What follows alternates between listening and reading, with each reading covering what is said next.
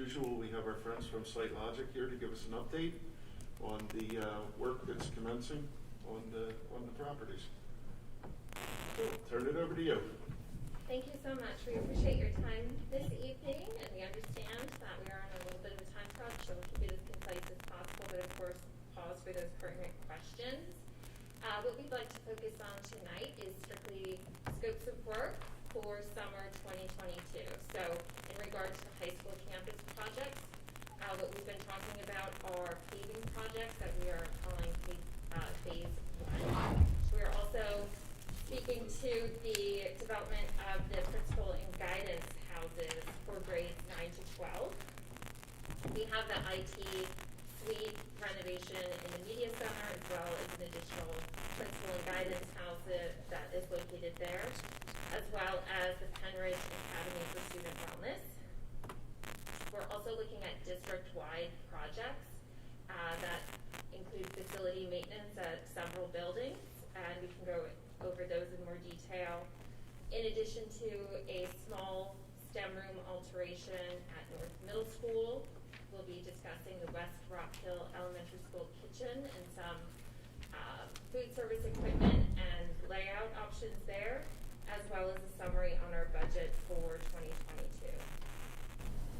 Mrs. Colstock, before you go any further, can I just clarify one thing with Mr. Harper and Mr. Dahlberg? The information for the 2022 projects that's being shared tonight, is that identical to what was shared with the board, or have there been adjustments since that spreadsheet was sent to them at the end of last week?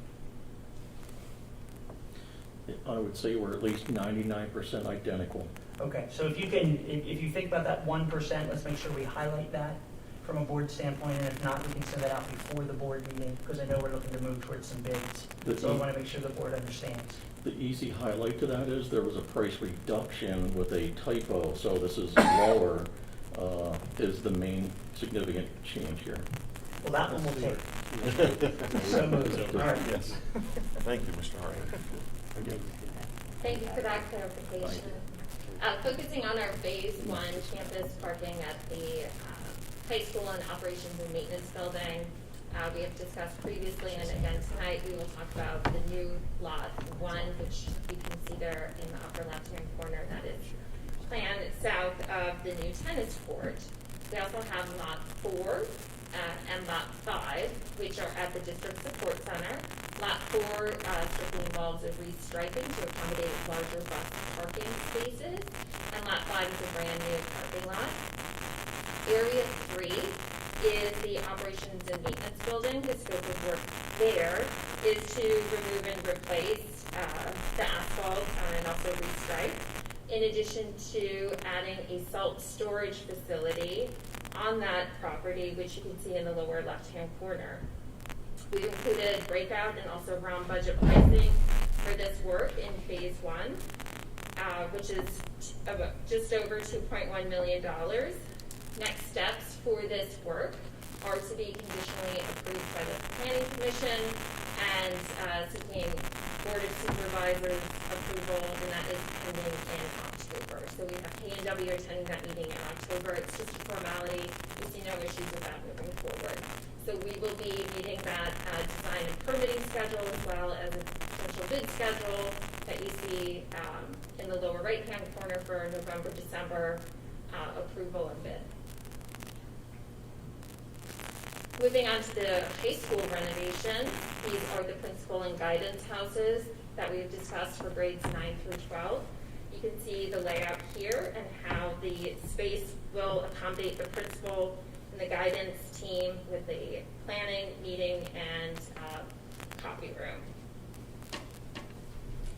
The ROM budget pricing for this, we did see a slight increase of about $100,000, so we are just at $670,000.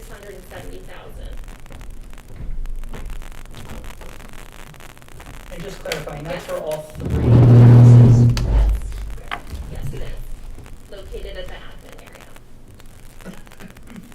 The 4th house will be incorporated into the media center. As you can see here on the floor plan and this isometric, what we are also doing is relocating the IT department to just next door to where they were so we can give everybody adequate amount of space.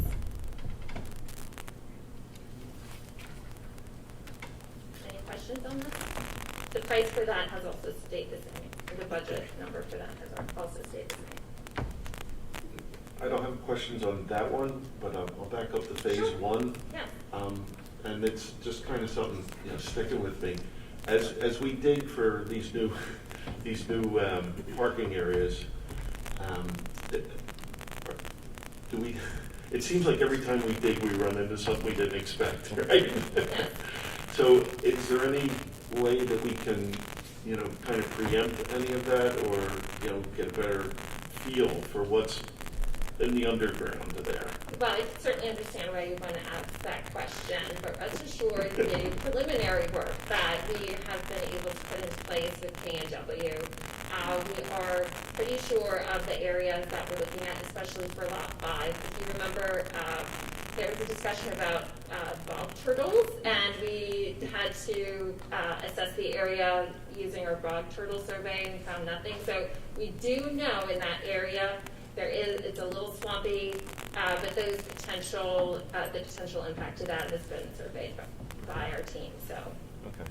yeah, That's good. Great. Just no more electric lines, no more gas lines that we didn't expect. great. No. Okay.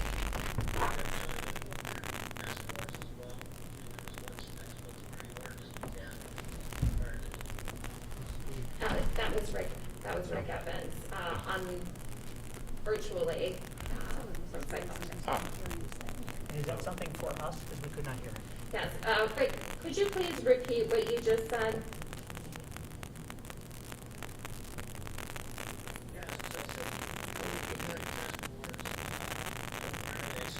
Make sure that we have as much good data as we can reasonably get from the surface.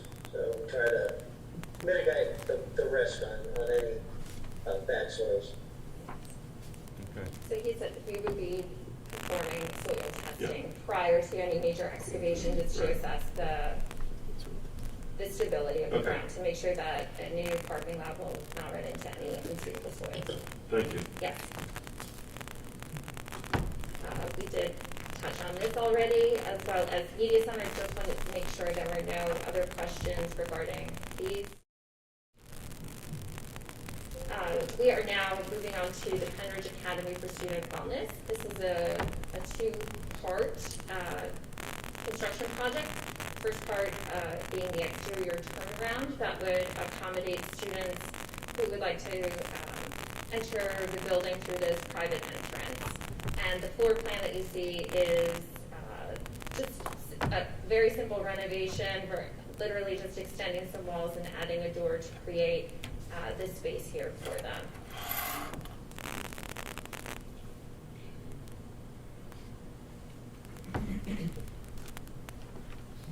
Okay. Moving on to our district-wide building maintenance projects. At Bedminster Elementary, what we're looking at are mostly exterior issues. So looking to remediate any repair, paving, or sidewalk issues that are occurring on site, as well as address any building envelope and facade system issues where moisture could be creeping in. That's going to be a familiar story for a lot of these buildings, where we will be addressing the building masonry or building envelope. At Geibler, we will be attacking those problems with the same scope of work that we did at Bedminster, looking at any sidewalk repairs that are needed. We've identified about 25% that would need replaced, and also addressing those exterior building envelope facade systems. Gross, Guth, same story there with the building facade. At the high school, we are investigating exhaust at the locker rooms, where many areas just seem a little bit stagnant. So we're seeing if we can increase the air quality within those spaces, but it is a locker room, so we'll see what we can do there for you. A new piece of information that we've added to this is the high school gymnasiums. We will be swapping out that for LED fixtures within both of those places. North Middle School, again, we're looking at sidewalks. We will be replacing the lighting control system here, as well as pneumatic controls in the boiler with DDC controls. At Sellersville, again, building envelope facade systems, we'll be canvassing those for any issues and repairing those. Here we are going to replace vinyl asbestos tile with new VCT in the older sections of the building. At Siler, we're looking at those building envelope maintenance repairs. At South Middle School, once again, we're looking at damaged sidewalks or walkways at the entrance and street. At West Rock Hill Elementary, we are looking once again to address any building envelope or facade systems. And at the District Support Center, we're looking to scope the sewer line. At North Middle School, an additional scope of work, one that we've been talking about, is the STEM room renovation. We are looking to create a larger, more cohesive space, especially between rooms 107 and 108, simply by removing a wall. And another scope item there that we've identified is replacing, as you can see in the yellow highlighted area, those are lockers. And the instructor had suggested it might be more convenient for students to actually have wall cubbies there for their backpacker supplies. So we will be looking into that and make that available through an alternate solution if the district would like to select it. I just wanted to confirm, and we talked about this the last time we had this discussion, that those are lockers that are not needed from an enrollment standpoint. And because of where they are, they're not near a homeroom, so those are the lockers that are underutilized currently.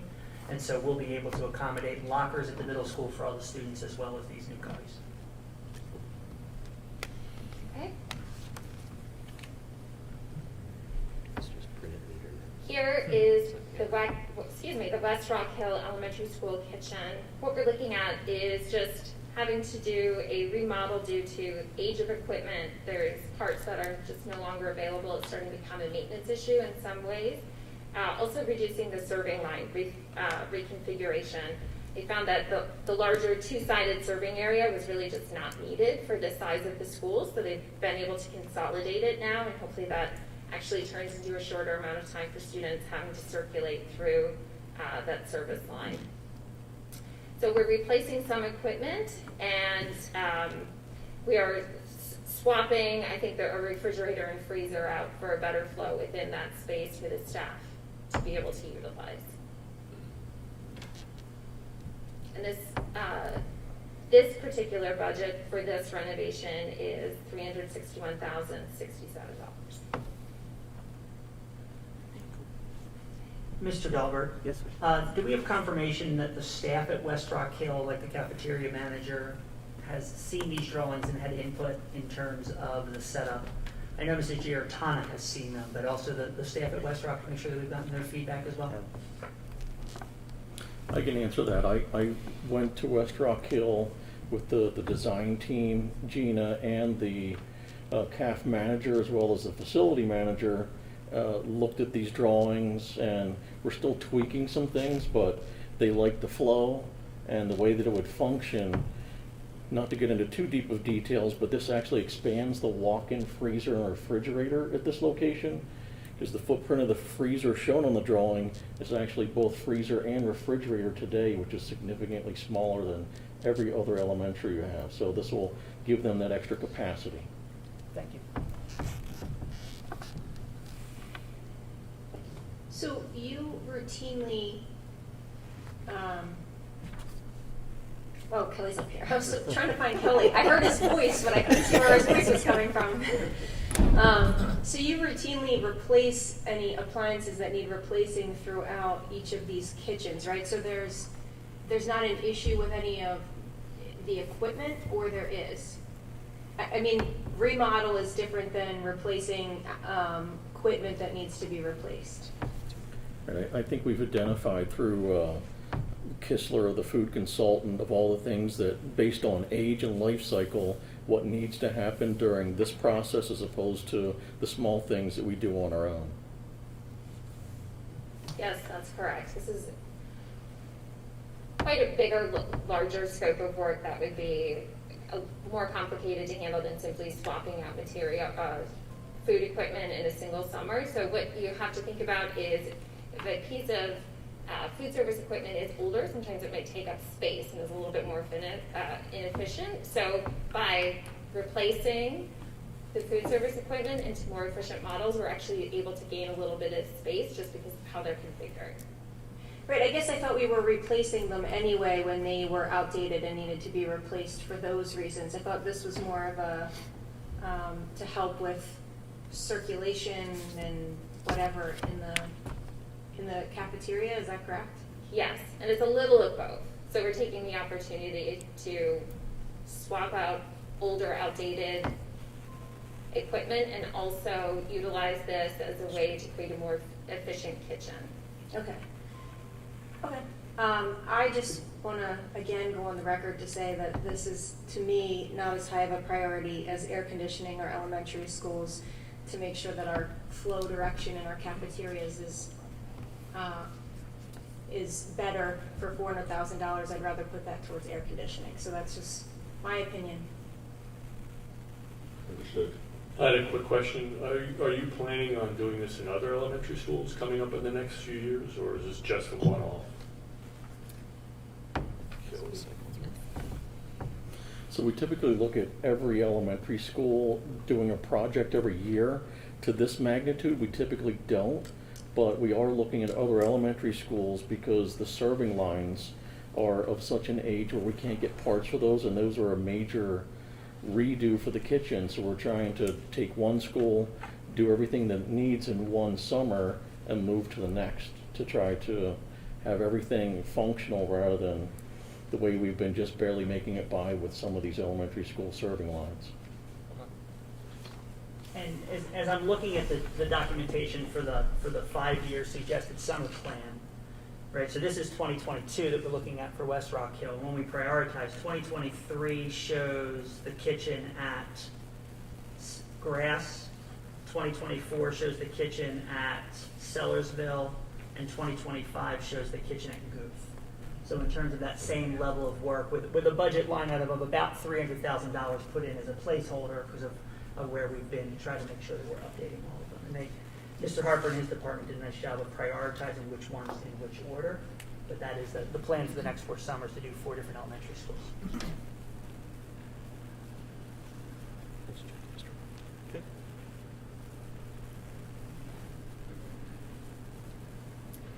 That brings us, There you go. that brings us to our summary page, and what we've been able to do is provide this budget pricing summary exercise. What we're proposing is how to break up and procure the work for you. We have our proposed public bid projects, which you can see on the table on top. Here, if you think of it, all the building work on the exterior site. So anything in that phase 1 at the high school campus, at student academy parking, and then any of those sidewalks or paving areas that needed attention, and any of the other district buildings, that's what we're looking at to propose for public bid. The proposed GISA projects, that is all the interior work that we are proposing. So any of the renovations for the principal and guidance houses, the district-wide building maintenance on the envelopes, West Rock Hill Kitchen, the STEAM or STEM room at North Middle School, that is what we were looking for to wrap up in a GISA amendment. And then we have our total proposed summer maintenance for 2022. Yeah, this is Rick. A little clarity on the selection. These are our suggestions of how we would like to procure the work. The rationale for the interior work is that we feel especially under current conditions, that having us be the general contractor is advantageous to the school district, one, because of the timelines and getting the work done, supply chain issues and things that we can circumvent early. We're much, much earlier this year than we were last year. So we'd like to get that procurement in place and have everything tied up and queued up so that we can finish. The other advantage of the GISA is there would be no change orders for any of that work under the GISA. So that's our rationale behind the split.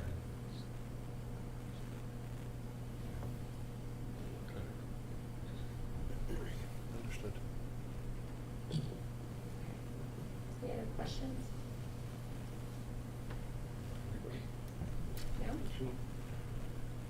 Mr. Dahlberg, I'm going to ask, is we're fully funded for this? Yes, sir. Yes, Okay. fully funded for this, for next summer. What was the budget last year for this amount? Was it this, did you know it was going to be in this area, 6.3 or? Yes, well, actually, we had set aside a little bit higher of a budget for next year. And then there was a typo that was found in the numbers, which lowered the paving for the operations building lot. And so right now, we had budgeted about 7 million, we're at 6.3. That's a big number. And and really, going into this next summer, at this early stage, we don't know what prices are going to do until these guys can get these, especially the paving projects, out the bid. We think we're in a good position to be able to absorb any negative bids that might come in against, not in our favor with, if prices go up. So we have some room left there. And then if the bids do come in to our favor and we're around this number, and we can have a talk with the facilities committee about what we do with those dollars, if we want to, save them and roll them into next year, do something more next year, or maybe if we want to add some lighting projects that could be done second shift, something like that. So we have options, which is a really nice place to be sitting right now when we really don't know what's going to happen with prices. And this is why these folks are trying to get out the bids so early and to get supply chain and to get stuff in, materials and so forth. So that would, Kelly and I talk with Dr. Bolton, and that would be kind of our recommendation. Let's see where everything comes back, and then, Jeff has told us before that he can ramp up a lighting project or two in our buildings that have the highest energy cost relatively quickly, and work on those perhaps second shift and so forth. And so we have some options, which is nice. Thank you. Once the district has settled on the scope of work, we would like to get under contract, at least for the GISA portion, it can move faster than the public bid portion can. So if we can get under contract this fall, we think we can get preferred pricing, get subcontractors locked in, and also deal with supply chain issues as well. So once we are settled on a firm scope, we'd like to get to contract as soon as we can on that GISA portion, and we'll follow it with the public bid. Any questions? You good, Ryan? Ryan? I like the other day. Okay, everybody good? Yeah. All right. So the question is the board comfortable moving this in September Yep. and work on language as soon as the September board meeting to move forward with the summer 2022 projects? We obviously have other things to talk about in terms of the 5-year plan, but to move through summer 2022. I think that's what I'm hearing. Yes, absolutely. This is a not to exceed, so the numbers will not go over this. There would be, we're very close to finalizing numbers, so if anything, it'd be slightly down for these numbers. Okay. Everybody good? Yep. All right, let's move it forward. Yeah. Thank you. So we will work with Melissa to get our advertising in, necessary advertising in the newspaper for GISA, and they'll Scilogic will have an amendment to the GISA contract for you to approve at the October board meeting then. Okay. I'm sorry, September board meeting.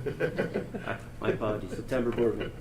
Okay, Okay? Very good. sounds good, thanks. Thank Hey, you. just one other question. What is the status of the, you guys were gonna go recheck humidity levels in Yes. the buildings? What's the status of all that? Thank you. We did take the opportunity to deploy the data loggers, and they are currently in your buildings. What we would like to do is we needed about 3 full weeks to gather as much data as we'd like to have an accurate reading. Those loggers will be picked up next week, and then we will have the data available after that for you. So it's forthcoming. It's just unfortunately not in time for this meeting. Okay, thank you. Thank you. You good? Mr. Kraus, we would like to have Site Logic to give you an update on the current year's project. Absolutely. Thank you.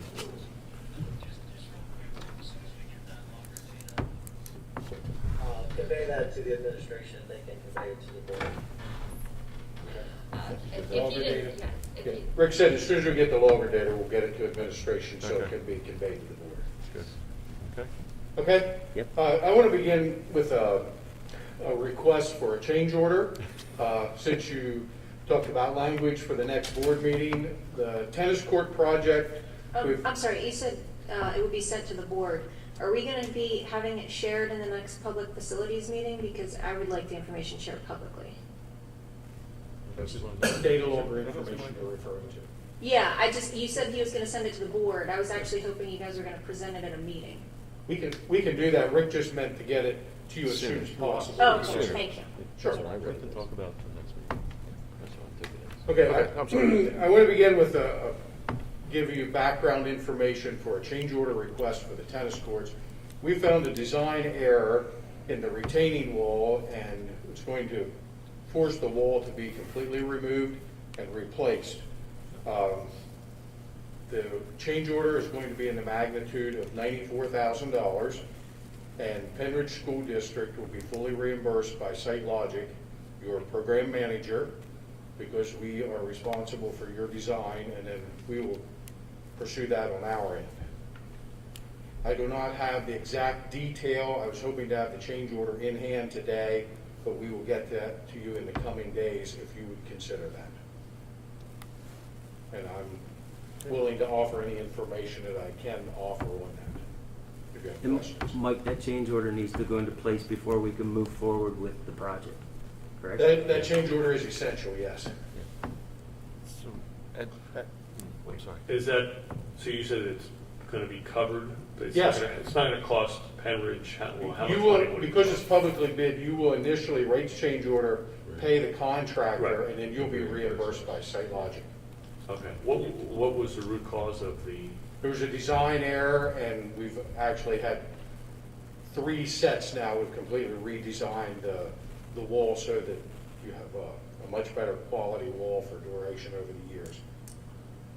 okay. Okay?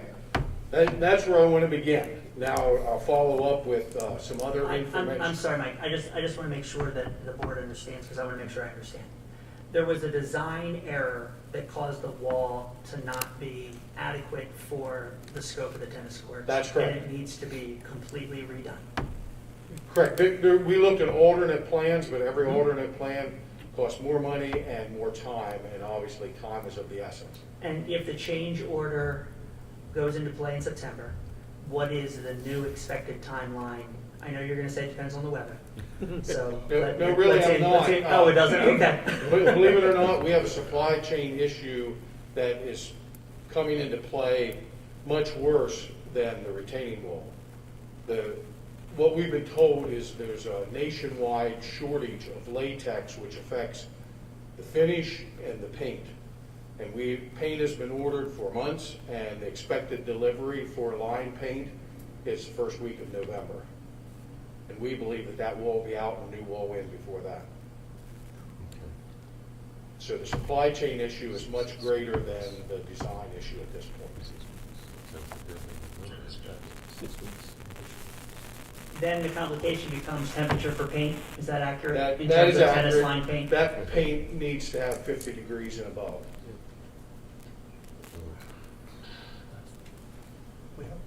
Cross our fingers. Okay? Yep. Understood. Let's go on to other supply chain issues. Exterior door cores for your buildings, we expect ship date for those cores the 17th of this month. The lockers, we expect ship date of 9/17 also. The pass-through refrigerator at Sailor is expected ship date of 9/20.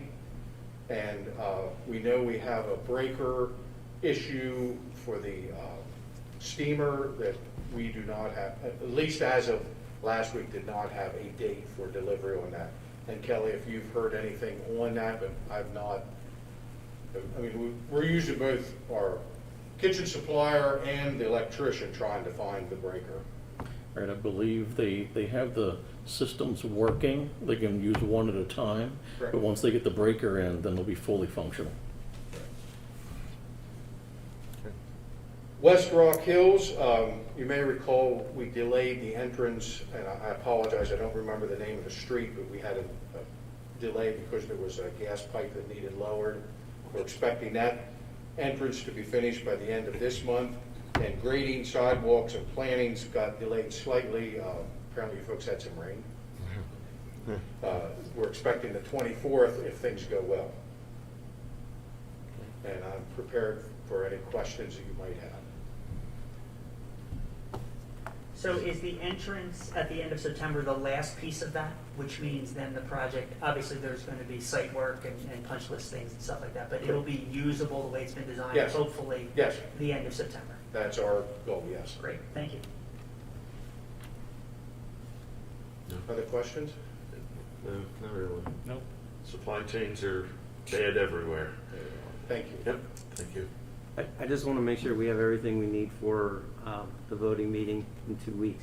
So we're gonna have a motion to approve the GISA project. That's correct. We're gonna have a motion to approve a change order, as long as you have everything Yes. in order for us.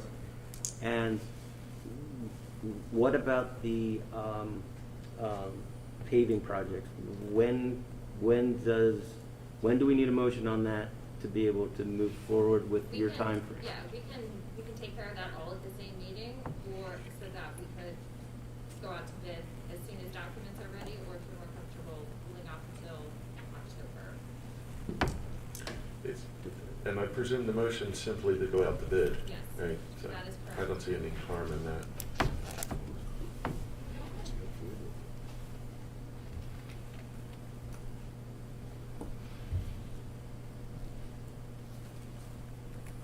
Thank you. Good. All right. Thank you, gentlemen and lady. Thank you.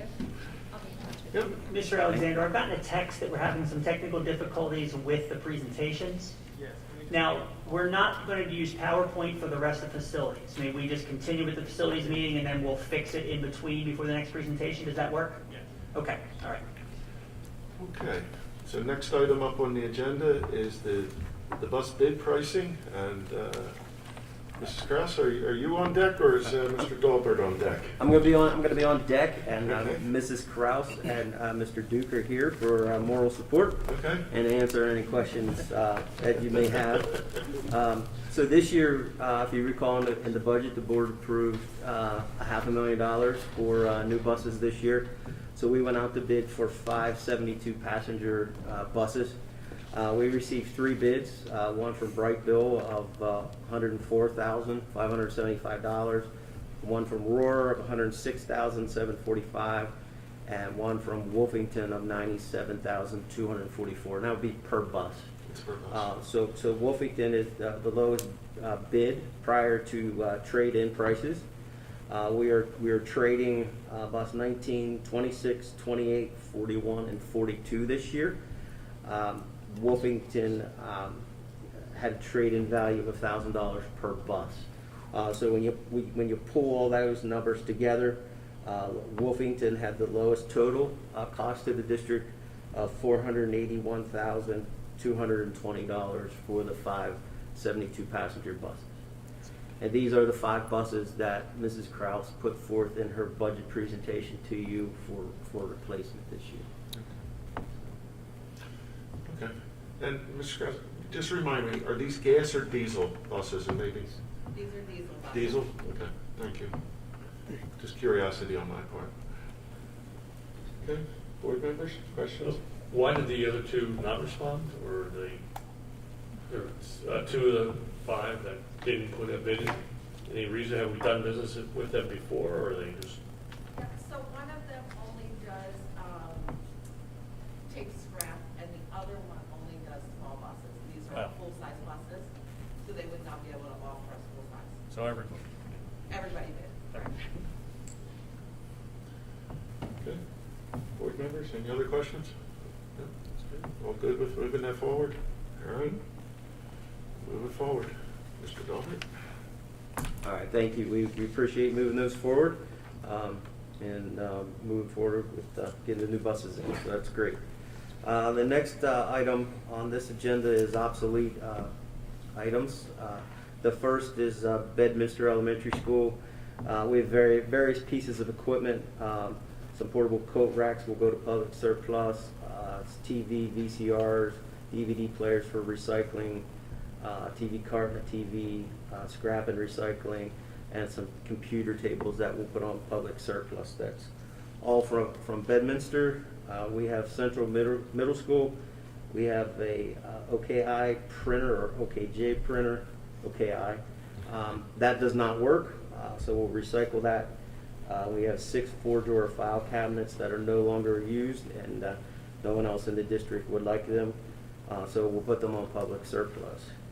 And the last one is from the Nutritional Services. We have a merchandiser that is no longer used and is in pretty bad shape, so we're going to scrap that merchandiser. And that's it for public or obsolete this month. Okay. Questions, board members? Concerns? All right, moving it forward? Yep. Okay. Thank We'll you. move those forward. And next we have the testing results. And Mr. Harper will handle this. Mr. Harper. So each year, we're required by PA Act 39 to test drinking water in all of our schools or discuss why we did not in a public meeting. And we've decided to do a rotation of testing throughout each school because of the cost. We test 5 locations in every school. This year, you see the results in front of you. We had one location that had 4 out of 5 tests exceeding 15 parts per billion. And our remediation of that was replacing the faucets, retesting, and those 4 faucets were the culprit. We retested them and they passed. At West Rock Hill, of the locations we tested, every elementary school classroom has a bubble or a drinking faucet in the classroom. I can tell you that none of those were used during COVID. We installed several bottle fillers throughout the school, and they were exclusively using bottle fillers during this last at least 12 months. We'll end up testing some other locations throughout the building, but we've looked at these classrooms and said, are those same faucets in other classrooms? And we don't see that same style in other classrooms, or we would replace them as well. Okay. So we'll just continue on our rotation next year and test remaining. I'd say we're past the 50% testing throughout every school at this point. Maybe 2 years from now, we may be completed testing every drinking source in all of our schools. At that point, we may choose not to test or to continue to test again. It's interesting because West Rock Hill is one of our newer schools, so I would have thought that they would be less likely to have issues with their faucets. Is there a rhyme or reason to why one of our newest schools would have this problem?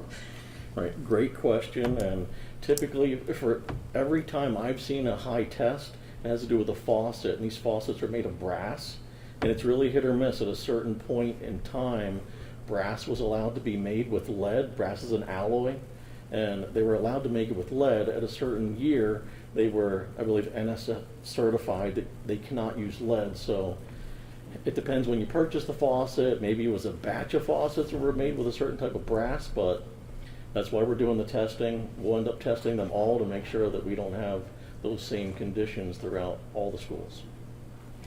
And I believe you've prioritized as you're going through the list each year, which ones are used the most to start, right? Hasn't that been your prioritization?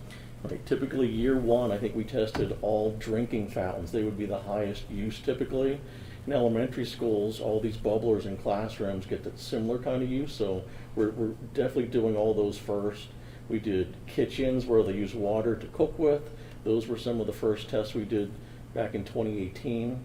So, right, we are coming down the list with the greatest use down to the least. Questions? Thank you, Mr. Harper. Just one more. Are we 100% confident that there's no other ones in the building that would test for lead? I mean, every one of them is getting tested, or just the ones that looked like it? So we're actually taking a floor plan and marking up every year the ones we're doing. We're trying to do a representative sampling. So we're scattering throughout the different pods to see if one pod had higher tests, then we'd end up testing all of those, but they really seem to be hit or miss at this point. Are we 100% sure there's no others? No, but we're looking to see, do we have like kind faucets, and we would replace them when we find them.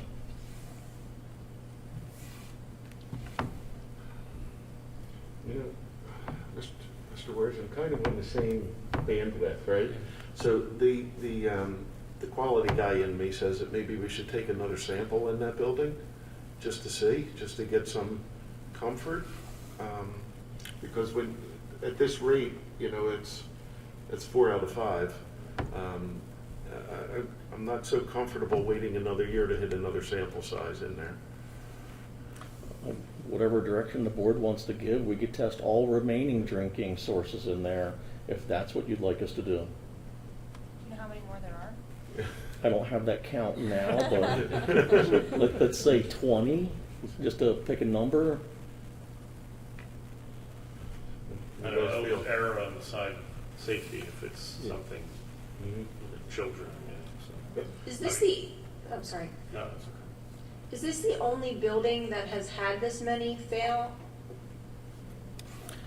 Yes, to my recollection, no other schools had this many.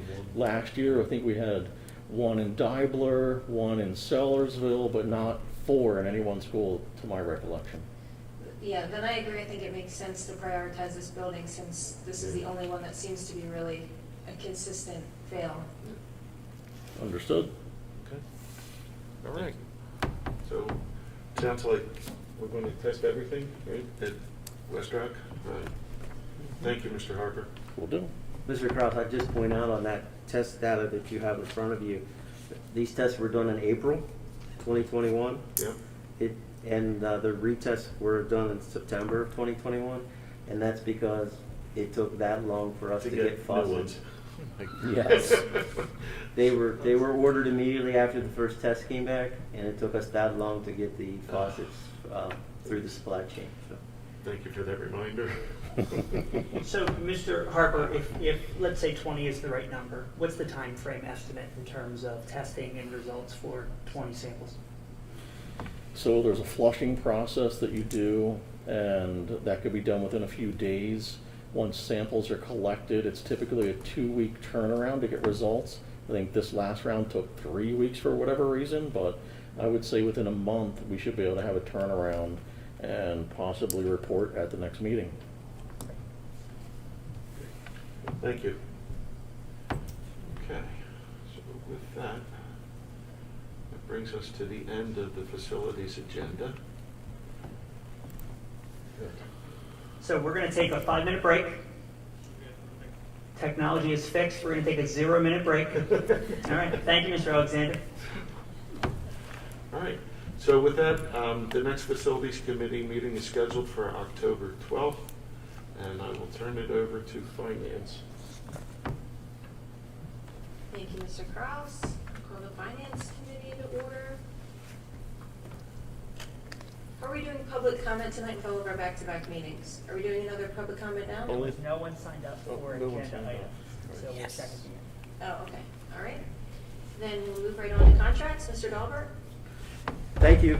We have a few contracts this month. The first 3 contracts are for Cades.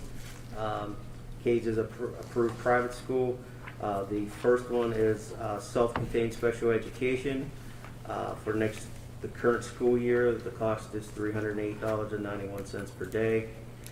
The second one is self-contained special education for a different student. The cost for that student is $374.64 per day. And the third is a one-to-one aid for the same student as is in letter B, and the cost for that aid is $217.07 per day. And those 3 contracts are for this entire school year for those individuals. The next one is Foundations Behavioral Health. This is the 21-22 contract for that organization. This contract we put in place each year, and then these services are available and used as needed for the support programs that this company provides to our students. The next one is a contract, mainline commercial pools. This is the first year we have a contract. We're asking for a contract for our pool chemicals and monthly maintenance or monthly services to the swimming pool, the brand new equipment in the pool area, and the need for the chemicals. This cost is $1,185 per month, which works out to about $14,220 for a year. And we went back and took a look at the last 3 years of our costs for pool chemicals, just pool chemicals, and our cost was average $19,420 per year. So right off the bat, this is $5,000 cheaper, plus we're getting a monthly service visit on the new equipment in the pool. And this contract is through the, help me, Kelly, the certified supplier. They're sole source suppliers for the chemicals for treatment of chlorine and pH. For the equipment that was put into the pool area, correct? Correct. Mhm. Okay. The next contract is Market Street Sports Group. They've reached an agreement with the PERC to be the new advertiser for the press box at Hellman Field. This contract is for $15,000 over a 3-year period. And the PERC will replace the former advertiser for the press box there at the Hellman Field. And the next 2 contracts are for Wood Services. These 2, again, are for educational services and extended school year services. The first is at a cost of $82,490. And the second is for educational services, a one-to-one educational aid and extended school year services for a student, and the total cost is $60,038.80. The reason there's more services provided on the second contract than the first, and the reason that the cost is less is that this particular student is partially funded by the state of Pennsylvania. The state pays 60% of the cost for the student, and the district pays 40%. So this is for next summer, the extended school year. Sherry, next summer? It's both. It's this school year And the extended extended. school year. So so the student is going to this school year round, is that? Correct. And for Cades and Wood Services, what kind of, I guess, what is the difference in those buildings that kids would go to those locations for services? Dr. Dirk, could you come down to give us an overview of? You're not Cades usually here for this and Wood meeting, so Services? since you're here.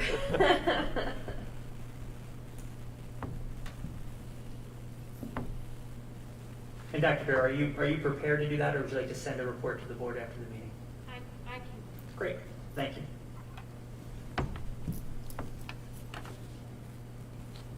I can give you what I know, and then if there are additional questions, I can send a follow-up.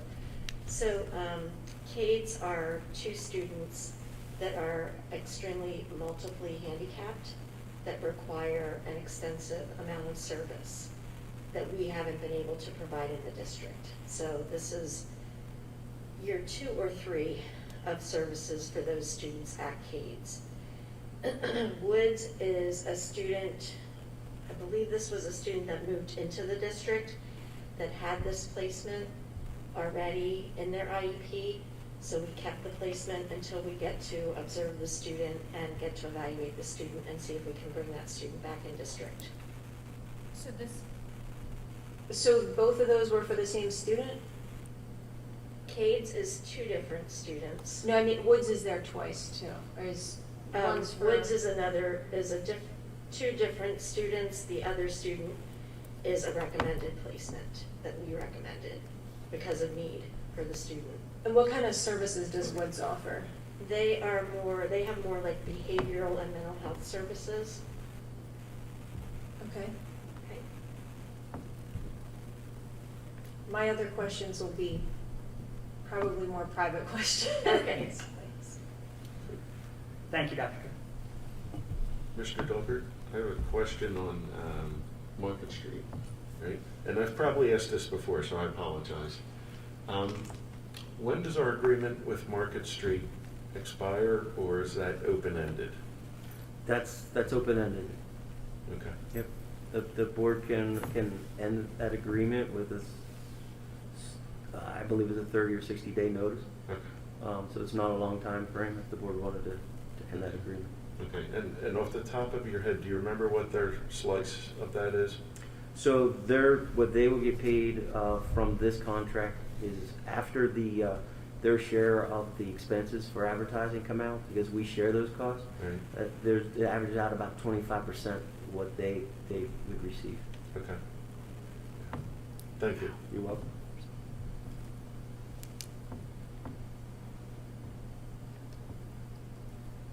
Any other questions on any of those? Okay, then we'll move to the refunding schedule for the Upper Bucks County Technical School debt.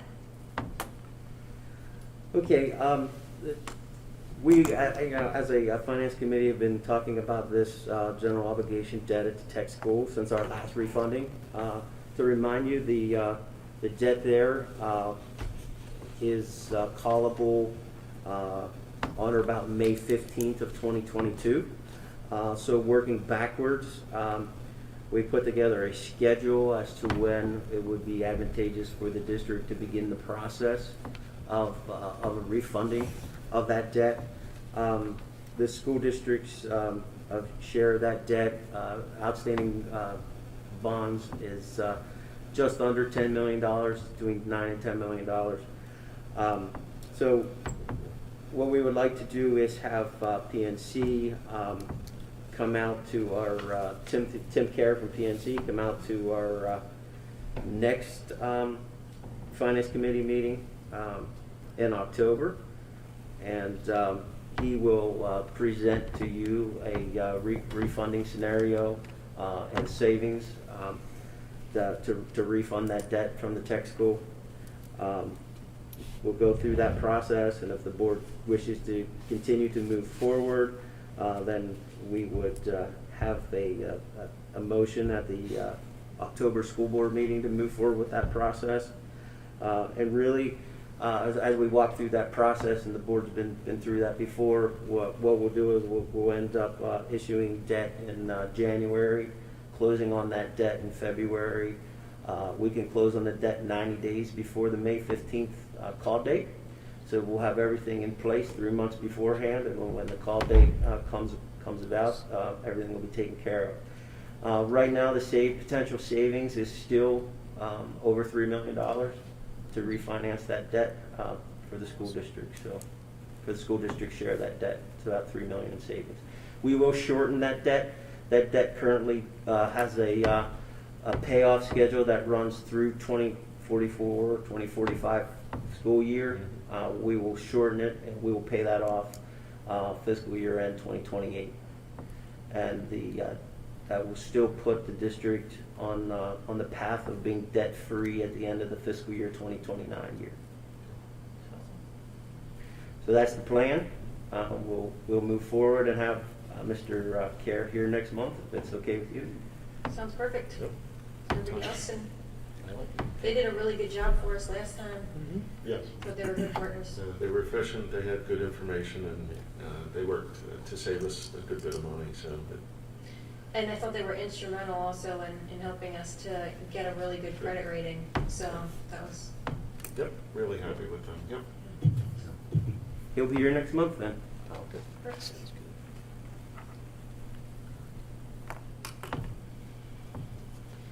Okay, that's it for the Finance Committee. The next Finance Committee meeting is scheduled for October 12th. We should, the sign-up sheet is out in the hallway. Did anyone sign up for comment for the finance and facility portion of this meeting today? Okay, seeing none. All right, then we'll adjourn. So that was easy. So I just want to let everybody know our next committee meetings are scheduled to start at 8, so we're in a little bit of a break here, so if you need to use restrooms, please feel free. And we'll see you back here at 8 o'clock. Mr. Alexander, will you give us a thumbs up when we're free of the live stream, please?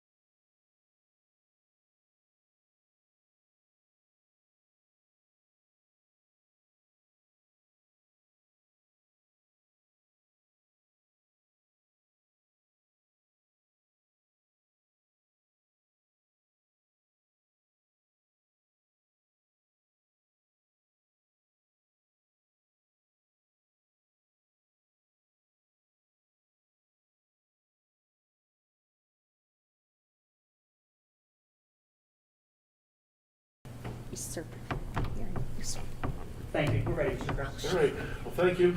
Welcome, everyone. It's good to see everybody once again.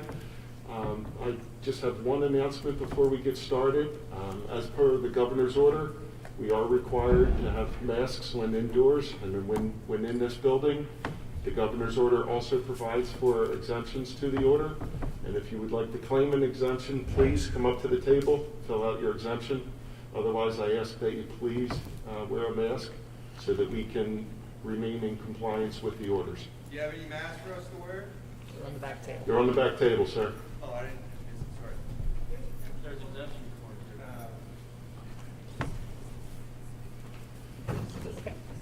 All right, so we will start with the Personnel Committee, and there is nobody signed up for comments for the Personnel Committee.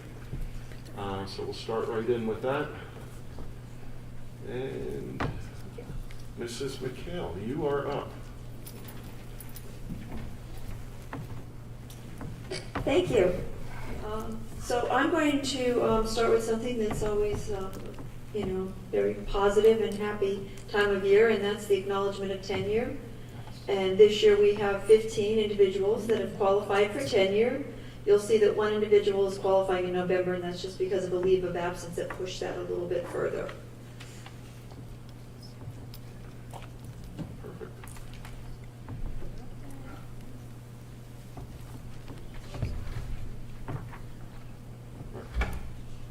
Here they are. Okay, so you can see the list of individuals that are qualifying for tenure, and I'd ask that they move to the board meetings. This is Colin saying yes. Questions, board members? Yep. Okay, looks like that's moving forward. Thank you. Okay. And the next item on the agenda is the facility stipends. So the facility stipends are for the 2021 school year, and they are awarded to our operations staff who have attained certification in a specialized area. They are assigned a unit in accordance with the collective bargaining agreement. We had a $6,300 stipend to share amongst everyone for the 2021 school year, assigned at $233 per unit. And Mr. Kelly Harper has identified those individuals who have obtained those certifications, and then the level, of course, of certification, whether it be a stipend of 1 unit or 2. Is there any questions on the stipend certification? Yeah, just a quick comment on my side. As I understand, these stipends allow our technicians and our maintenance folks to do extra duties that generally the district would need to pay for. That's outside. correct. So the stipend provides a little bit of incentive for them to maintain their certifications, and it helps to save the district some money. Yeah, and I think to that point, a thank you is in order to these individuals as well, because they do have to attend schooling, or sometimes just do an online course, but there is extra work involved in just obtaining the stipend, and then, the certification, and then of course the work that goes with that. Yep. So thank you. Yep, and thank them, yes. That's all I have for this Okay, evening. questions, board members? Everybody okay moving that forward? Yep. All righty. Thank you. Thank you, Mrs. McHale. And that brings the Personnel Committee to a close. Next scheduled Personnel Committee meeting is October 4th, and we'll move into activities.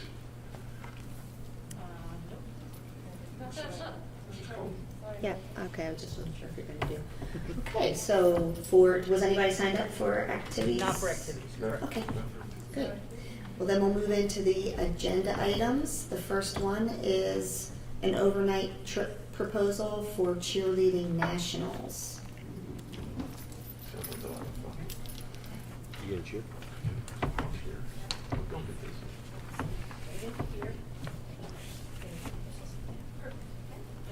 Thank you. Good evening. I am the head cheerleading coach, Gabrielle Larson. I have a proposal for the cheerleaders to attend their yearly national competition in Disney, Florida. We have precedent in that we have been going for way longer than my tenure. And in 2017, the girls actually placed 5th in the nation, so there is some good precedent. One of the key changes we're making this year is we'd like to depart a little bit earlier on Thursday. In years past, we had the girls, and in years past, I mean, this is my 3rd year as head coach, and the last 2 haven't been exactly normal. So in 2019, when we went, we had the girls dismiss at lunch most of the way through the day to make our flight. And we missed some of the stunting on the green, as the girls know it, and that's ultimately where most of the college recruiters are watching. Yes, they will go to the event, but they want to see how they work with their team. And since that is not exactly something they can observe while they're on the mat performing in Disney, yes, they watch for those skills there, but they want to make sure that they're getting a good teammate as well. So somebody who's cheering for stuff, somebody who gives good critiques and all that. So I'd like to leave before school on Thursday. I believe with the proposal I left up there, we're leaving at, I believe, 10 o'clock in the morning. So the girls would not be in school at all on that Thursday. Friday is our competition date. And we would fly home on Monday with the girls returning to school on Tuesday. So they would miss 3 days of school. That's Thursday, February, I want to say the 10th. Friday, February the 12th, and Monday, the February the 14th. They are all school days, so that is something I wanted to make sure that I stressed as well. In terms of COVID, safety, and all that good stuff, we'll follow whatever the airline and Disney suggests. Ultimately, when we went through with this last year, I did the same proposal, and ultimately we left it up to the parents. They had a $50 deposit that was due in the September-October range. That $50 held our flight. Once we qualified, we went to the parents and said, how serious are you? And ultimately, the parents last year decided they were not comfortable sending their children. So we competed virtually. At this time, that is not an option, but it is something we'll be keeping our eye on as the COVID situation evolves. And then we have a lot of fundraising going on right now. Anybody who's interested, we sell blankets and sweatshirts. And we've made about $3,000 at our spirit table on Friday night football games, and we have a couple of food type things coming up. Any questions I can? Just 2. First question, in transportation, you say if possible, the district would provide busing. Do we have a commitment on that, or have you spoken to Mrs. Krause about that? In 2019, busing was provided by the district to the airport by a transportation company from the airport back to Penn Ridge. I know with the driver shortage this year, that is something we had mentioned. I haven't spoken anything concrete. Yeah, so we'll need to make sure you follow up with Ms. Krause, because we would like to use our transportation if we can. Perfect. To check the timings. Thank you. Yep. And on the fundraisers? Yes. Are you advertising? Do you have a mechanism to get the word out there? Our number one communication tool is Instagram, because that is our main audience. Okay. We have a clothing drive coming up, and we also have a cheer clinic coming up for all of our young athletes in the surrounding area. We have, I believe, the entirety of the Green Jacket cheerleading program coming to a clinic this Saturday, which is 40 participants, which is a great way to tie in with our clothing drive that we also have coming up. I know we also have flyers at our football game tables, and we post in the community. I know there's a couple flyers up. There was one at the Giant Board before they took it down, but there's some at the Weiss and local stores that will let us hang. And we also put up a sponsorship shirt that we have a bunch of people on the back. All right. Do we put any of this on our district sites?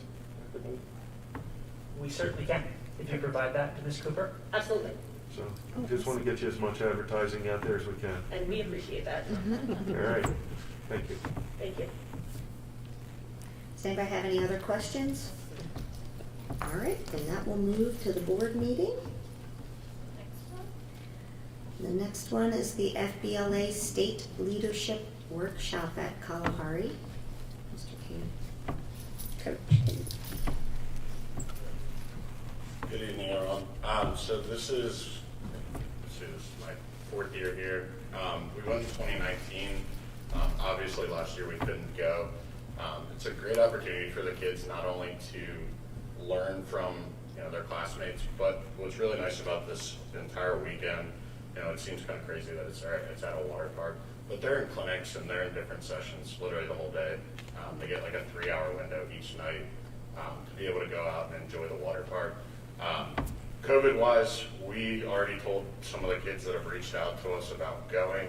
We're following whatever, not just the district is using, but whatever the facilities are using. As of now, they're saying masks are, the way to go. So that's what we're going to stick with. As far as school day missed, it's only 1 day. and then it's, election day after that, the 2nd. As far as the trip goes, I mean, we're going to leave first thing Sunday morning, ideally be able to make it before the first session starts. It doesn't take that long. Myself will be going on the bus with them like I've gone in years past.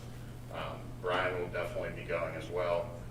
And then tentatively, we would need one other person, just based on our numbers, just so we make the 11 or 12 to 1 ratio.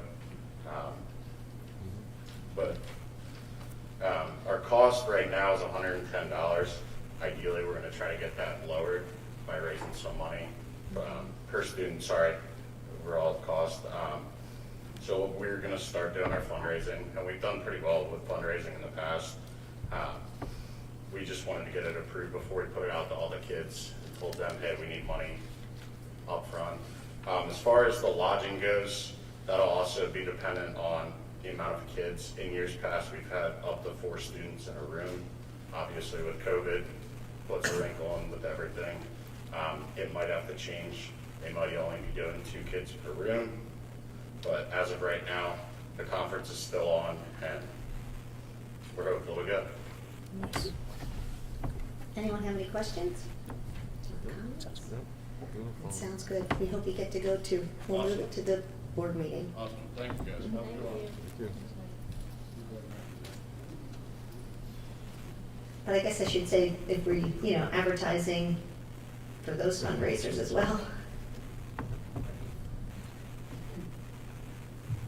Okay, the next item is the PASC State Leadership Trip Proposal. Correct. Hi, my name is Chris Steiner, and I'm the advisor for Student Council here at the high school. And this is our annual leadership conference that we'll be attending. I think it's our 34th year attending. I don't know if anybody knows Mike White or not, but I think he went the first 25 or so. So this conference is an excellent opportunity for our kids to really sharpen their leadership skills. While we're at the conference, they're literally in workshops, or they're in motivational speakers, or general session where they're learning skills to be better leaders. The opportunity affords them the ability to sort of take their knowledge of leadership and their skills and really sharpen it in a safe environment where everybody's there doing the same thing, so they don't feel insecure. They feel like they're able to come out of the shells. And the students who attend, one of these days I'll have to do a pre-video of what their expectation is, and then when they go to this conference, when they come back, they are totally different children. They're ambitious, they're outgoing, their school spirit's through the roof. So this is one of the best conferences that I love to attend, just to see that transformation. It's out in Pittsburgh this year, so that's going to be a long drive for me. The ride out's going to be long and loud. The ride back home is going to be very quiet because they don't sleep much. But it is an excellent trip. The only cost to the students is a possible $25 fee to help offset the transportation. Since it's all the way out in Pittsburgh, 6+ hours away, the cost of the transportation is going to be a little bit more than usual if it's out in Harrisburg or something like that. So we may have them offset that. All the other funds, the registration, hotel, lodging, meals, etc., are all paid for by fundraising that the students will be doing throughout the year. So it's a great opportunity for them to grow and to bring back positive opportunities and enrichment opportunities for our students here at the high school, student-wide. Any specific questions about the trip itself? No, Mr. Dyer, same thing. I just encourage you to use all of our social media platforms to get your fundraiser events out there.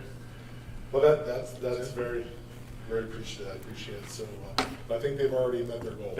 So, they're there already. These are highly motivated students. Excellent. Thank you for your time. Thanks. So that will move forward to the board meeting, and the next item is the America Rescue Plan. Dr. Obarchuk.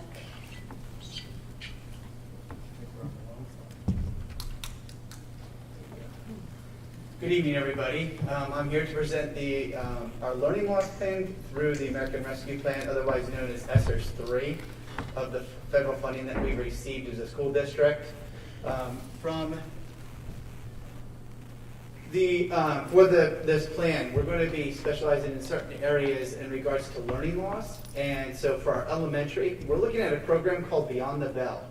And this program is going to be an after-school program for students, both primary and intermediate students, twice a week, where we can have students stay after school and get support academically from teachers and also a special ed teacher and as also a teaching assistant. Transportation will be provided home from school for all 7 schools for the students who participate in the program, and it'll run approximately for an hour, 15 minutes after school on those 2 days a week. So for a 3-year commitment to the plan, we're looking at $534,000, approximately. Also, as part of the learning loss, we are going to incorporate some of the supplies and materials that we can utilize to help us determine students who need additional support.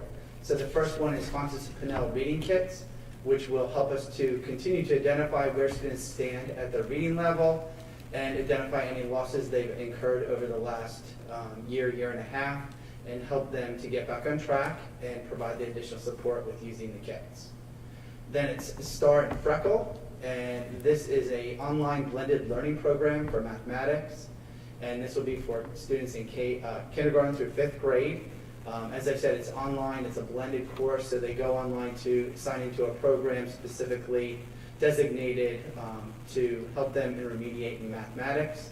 And again, a 3-year subscription to that program would be $150,000. The RELA, Reading and Language Arts, IXL, 7th and 8th grade.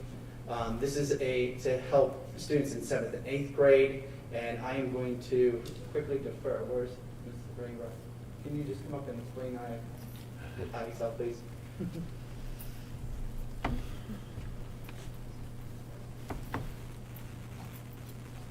Hello. So we use IXL Math as well. It is an adaptive learning program. It's an online program that students take a placement situation, a test essentially. It gives them their own learning path. They can log on for a certain number of minutes. It saves where they are. It's adaptive so that even if Dr. Abarchik and I were working on the same skill, we're not seeing the same questions, things aren't repeated. I don't have to get a 7 out of 10 to move on to the next level like we've seen in other programs. So we're bringing it to 7th and 8th grade to support those students in their English courses, because we have a vocabulary component in the reading courses. And the 3-year subscription for that product is $21,000. And then we have Mystery Science and Scholastic Science World, which are 2 blended programs, again, for students to work online. And I'm going to invite Ms. Valletta up just to give a brief description of those 2 products. Good evening, everyone. So Mystery Science is for K-5 students, and it brings real-world applications of science to the classroom and allows students to investigate instead of just being told the information. They are posed with a problem, and they have to come up with solutions. And it really helps with analysis and using evidence to generate their conclusion. Scholastic Science World is essentially an updated news magazine for students to see what's going on in science in the real world. So again, they can use those applications and those learnings in the classroom to see what people do with those ideas and with the concepts in real life. And then, so our total cost for the supplies and materials that we're looking to support our students with learning loss is just about $200,000. We did build in some additional staffing to support our students during school hours at the elementary and both the high school level. In the middle school level, we've looked at bringing in a cyber liaison, and this is a teacher to support our students who are being their programming is through the Penridge Cyber Program itself. So they're supporting those families, keeping them intact with their home schools, their attendance schools, and making sure that they're making the adequate progress that they should. So for the elementary, the 1.0, the reason we have a full-time is we have beyond the number that the Fuel or Stride, our Penridge Cyber Program, can support. So that individual will be supporting both students who are being monitored by the fuel teacher, as well as being assigned individual students of our own to support their programming through the fuel program. And then we have a 1.0 middle school ELD teaching assistant, as well as a 1.0 high school ELD teacher. We have recognized over the past couple of years that our ELD population has continued to increase, and as well as the need of additional supports, just with their language learning and being successful in their regular classes. So those are two positions that will help support our secondary students who are involved in those ELD classes, but as well as new to our district. And then we have a 1.0 high school database instructional teacher who will help support at the high school level by basically crunching data on an ongoing basis and identifying students who may be falling behind or have fallen behind due to the pandemic, and provide the additional support and collaborate with the teachers to ensure that the students are addressed, their needs are addressed, and providing the support they need in the classroom. So we're looking at approximately $990,000. And as you can see, each of the salaries up there per year, and those are estimates, obviously, with salary and benefits. And Dr. Robarczyk for everybody? I'm sorry, Dr. Bartek. Sure. The totals are 3-year totals, right? As you look at the total, it's a 3-year total in every case. Yes. Yep. The supplies and materials, the Fontes and Pinnell reading kits are one-time costs. Okay. And I believe Mystery Science is a 1-year cost. But the rest of those are a 3-year expense. Okay. And then we have our Penridge K-12 summer programs. Again, our extended school year program with through Pupil Services and our special education students. That's our program that occurs every year at the North Middle School, along with our elementary and middle school summer programs. So students who are academically falling behind or just may not be on pace for where they should be at the end of the year. This past year, just the elementary alone, we doubled our enrollment for that program. So this will be a great use over the next 3 years to really support our students at the elementary level and maintain their progress as we move forward.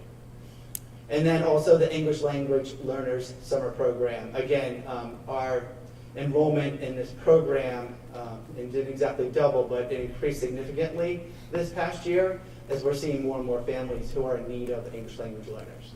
So our summer programming total cost for the next 3 years in using the learning loss funds will be $2,331,000. So this is just an overview of the total cost.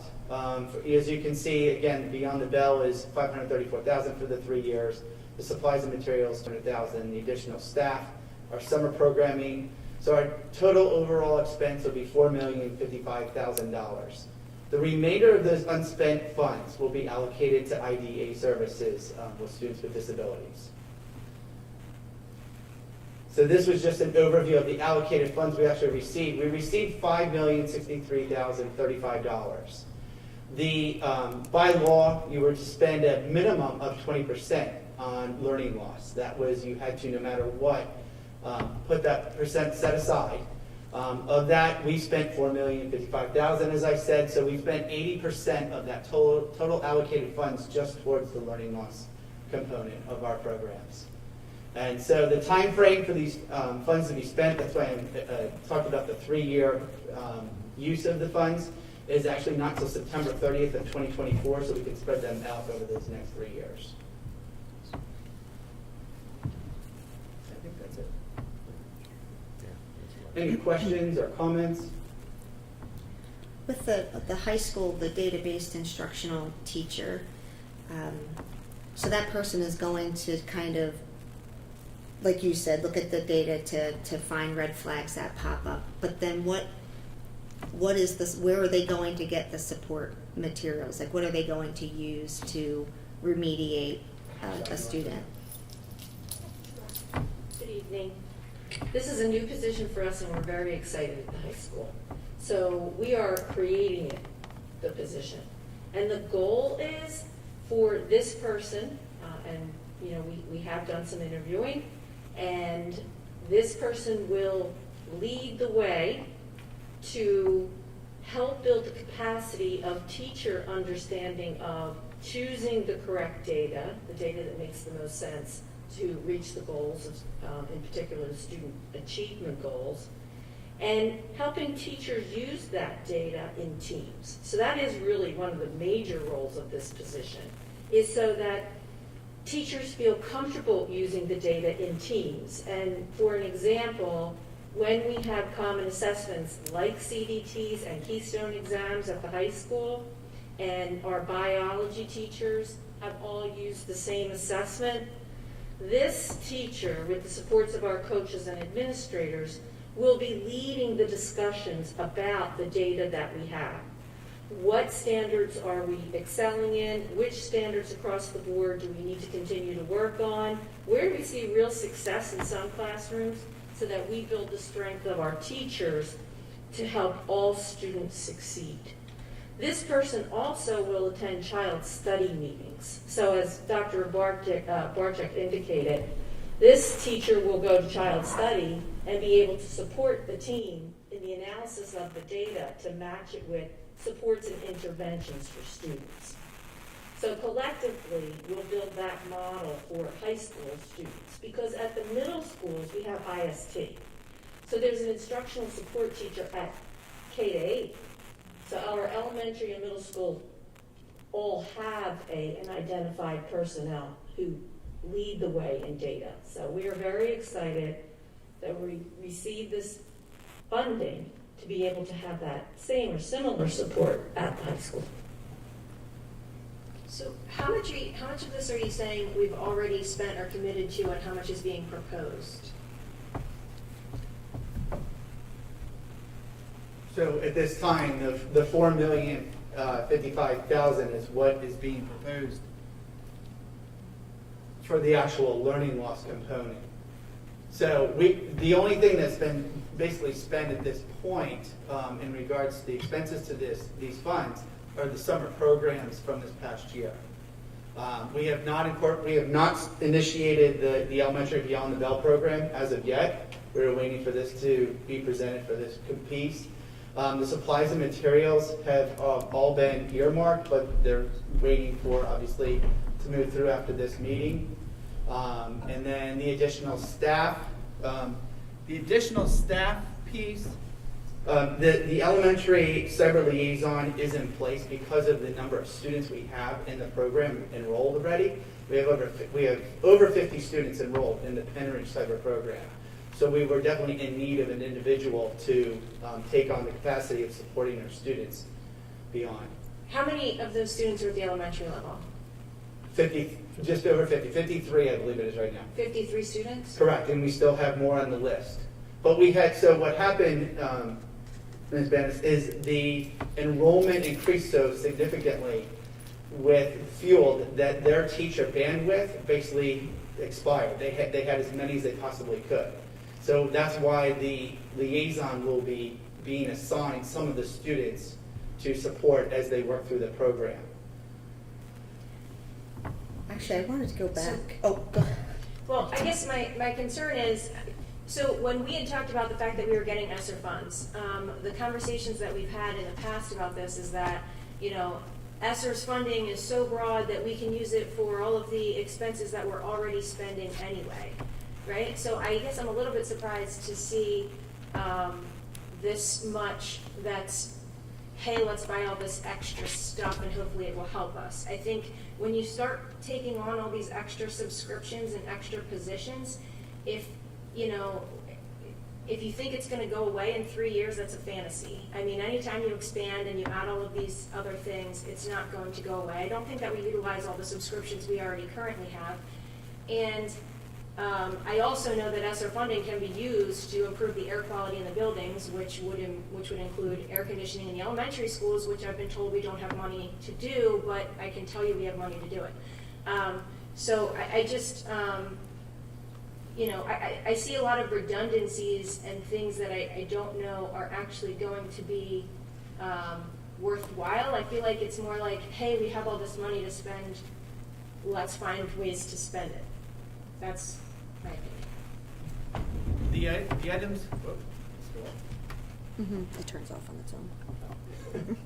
The items listed on there were through discussions with all district building administrators as well as the Office of Teaching and Learning. Nothing up there was anything that just said, and I'm just explaining it, that is up there just, hey, we need to buy this because we have the money. It was definitely purposeful and meaningful in regards to what do we need to incorporate into our systems to ensure that the learning loss is addressed of our students. So that was the approach we took when we put our mindset to collaborating and determining which of the things that would be most useful in that sense. I guess I've seen us add a lot of extra administration and overseers of education, and I feel like this is more of let's add more people to oversee different things instead of like then add more teachers. But for me, I just feel like it's well, I don't see the value in all of the things that are on here. I see the value in some, but not all of them. And let's note that our summer programs are things that we do, and so we are picking up those costs for the summer programs, and that's about $2.5 million of this. The cyber liaisons we were going to need this year regardless, and that is a this year thing, right, depending on what happens with our cyber programs, because we need extra supports for those. One of the benefits last year was to have Penridge people, and so obviously we didn't have enough to have Penridge teachers for all of the elementary students, but to have a Penridge employee who is weekly reaching out to the kids and the families to make sure that our students are supported and getting what they need through Fuel or Stride, I think is really, really important. Positions like the database instructional teacher, using of data is one of the things that we've had lots of conversations about in terms of making sure that teachers are better at that. And so these are not administrators, these are people working directly with teachers. And that's something that we hope that if we can establish that within our staff, we won't need that 3 years from now. And it's just to teach teachers how to do that well from that standpoint. So I would claim that the vast majority of this money are things that we are doing. Obviously, the Beyond the Bell is a learning loss program that we've developed to try to help our kids who have shown some learning loss over the last 18 months.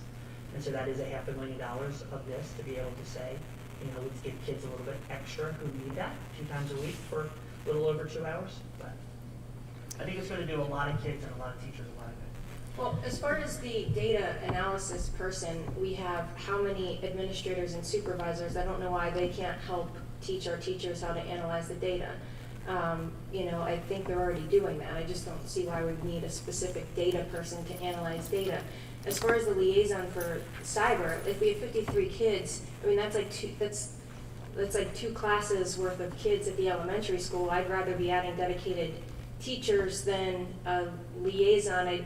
I guess I don't really. You said they're supposed to contact parents and see how it's going between, the other programs. So, I guess the way that position is structured, I guess, is where I don't see as much of the value. I see the value of using Penridge teachers when we can, and we have enough kids in each grade level to do that. Sure. Can I just clarify on that piece of the cyber liaison piece? Because the Fuel teacher at the elementary level does not actually deliver any type of instruction or any remediation or anything like that. They literally check in once a month and monitor student progress, attendance, and those type of things. That's the extent of what the teacher does from the cyber program in which we contract with. So the elementary liaison will go beyond that, where they will have Zoom small group instruction, individual instruction, as well as just keeping the students connected with their home schools. That was one of the other pieces that we wanted to make sure that we kept for their students, so there wasn't a separation because they are a Penridge student and maintaining them as a Penridge. So we don't have any cyber options for kids to actually be taught by a teacher directly? It's all, they take their work at home and their parents help teach them? Is that what you're saying? So the cyber program, Fueled/Stride, is a program where the parents receive the materials and they are they're asynchronous type of learning. And that would be the reason, that's what we're going to do with the liaison piece of this, because in the past, yes, the parents would read through the materials, deliver the lesson, and the Stride Fueled teacher would just monitor their students' progress as they work their way through the materials. Where this individual will actually support and know the programs and help to deliver some of the programming that's going on while they're working through it at home. Okay, I would like to go back, actually. Dr. Scheid, the question I had asked about the data instructional, what is it? The database instructional teacher. So that person, what I would think would make it worthwhile, and I'm not sure that in the answer, I don't know that it was exactly what I was getting at.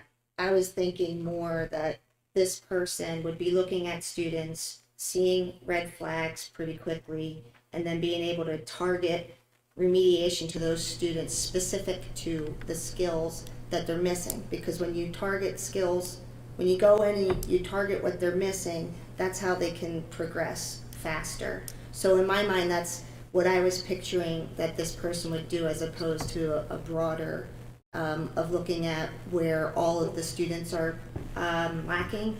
And then I just lost the, go ahead.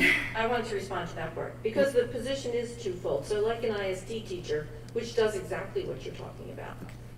What happens is middle schools, there's teams, and the team teachers come to the IST meeting with a list of students who are struggling.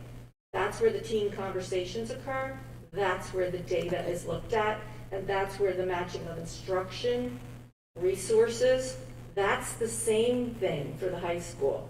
It's twofold what we're looking at the high school. Exactly, Mrs. Cullen, what you're talking about. Okay, good. I wasn't sure. It sounded broader. And then, so then they have the resources. That was the other thing. So they can find those resources. I think, as Mrs. Raber was saying earlier, that you identify the kids that need the assistance, and then you also identify the skills in particular that they need. That's exactly it.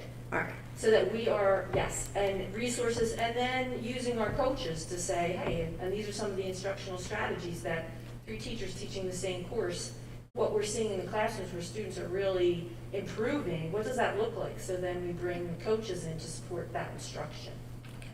Does that make sense? Yeah, and so these things would be worth it, as you know, Mrs. Spanish-Clemens was saying. Nobody wants to do things that are, you don't want to spend money on things that are going to be redundant, and we are talking about what students have missed. So if these are things that are going to target the skills in particular that they lost and not waste time covering what they already know, right, then I think it would be worth it. And was this all, I noticed that you had science, but is there any math? The star freckle. The star freckle, okay, I'm sorry, I was, star freckle. Okay, I missed that was for math, and so that does the same thing, that it will target, if a student can't do 2-2 addition, it will, okay. Right. All right. So, isn't that why we have Link It? Link It, you put in an assessment, the assessment breaks it down, it even groups your kids, so it can break it down by skill, it can break it down by topic, it can break it down by standard. And then it categorizes all of the data so that you have your teachers just put the test in the system, put their scores in the system, it breaks it down and it tells you all of these kids need help on this specific skill, all of these kids need help on that specific skill. It actually groups the kids for you so that you don't have to do the grouping. I thought that was why we buy this technology, is because it makes data analysis so easy and actually does all of the analysis for us. So if we have that system, and we've been paying for that subscription of that system for, 5 years at least, I would think that we would be good at using that system and analyzing that data, and I would think that we'd already be data driven with being able to group kids according to those skills and those needs based on, those assessments. And then, we have those same kinds of programs like you're talking about for each content area to help figure out where kids' needs are and to have them boost their skills. I don't see where this is different from what we already have. So Mrs. Spence, you're absolutely right. We have a very robust system. That system, Link It, is a warehouse and it's an analytics system. And we do use it. We use it, and I will tell you who uses it best, the IST teachers, because they will have the time to be able to get all the data, to be able to talk to teachers. Can teachers go in and see how their particular class did if they're using a Link It test? Can they pull out PSSA data They can do all of that. The teachers can do that. This is a structure that's already in place, K to 8, where you have an IST teacher. This is just a little bit different at the high school, who has that time, who pulls that data with the teachers. So my 7th grade math teachers who all gave a common assessment, we can have that conversation together. We do that. This is so that the high school teachers who are teaching the same subject, who have given the same assessment, can analyze that together. It isn't anything different than what we do already, K-8. As a matter of fact, at the high school, there was an IST teacher here for many, many years. And I think, I don't remember, maybe 5 years ago, we lost that position. And that teacher, although she didn't use Linkit because she left before we had Linkit, she would be pulling data and trying to help teachers. This is going to provide a structure similar to what we already have to support the high school.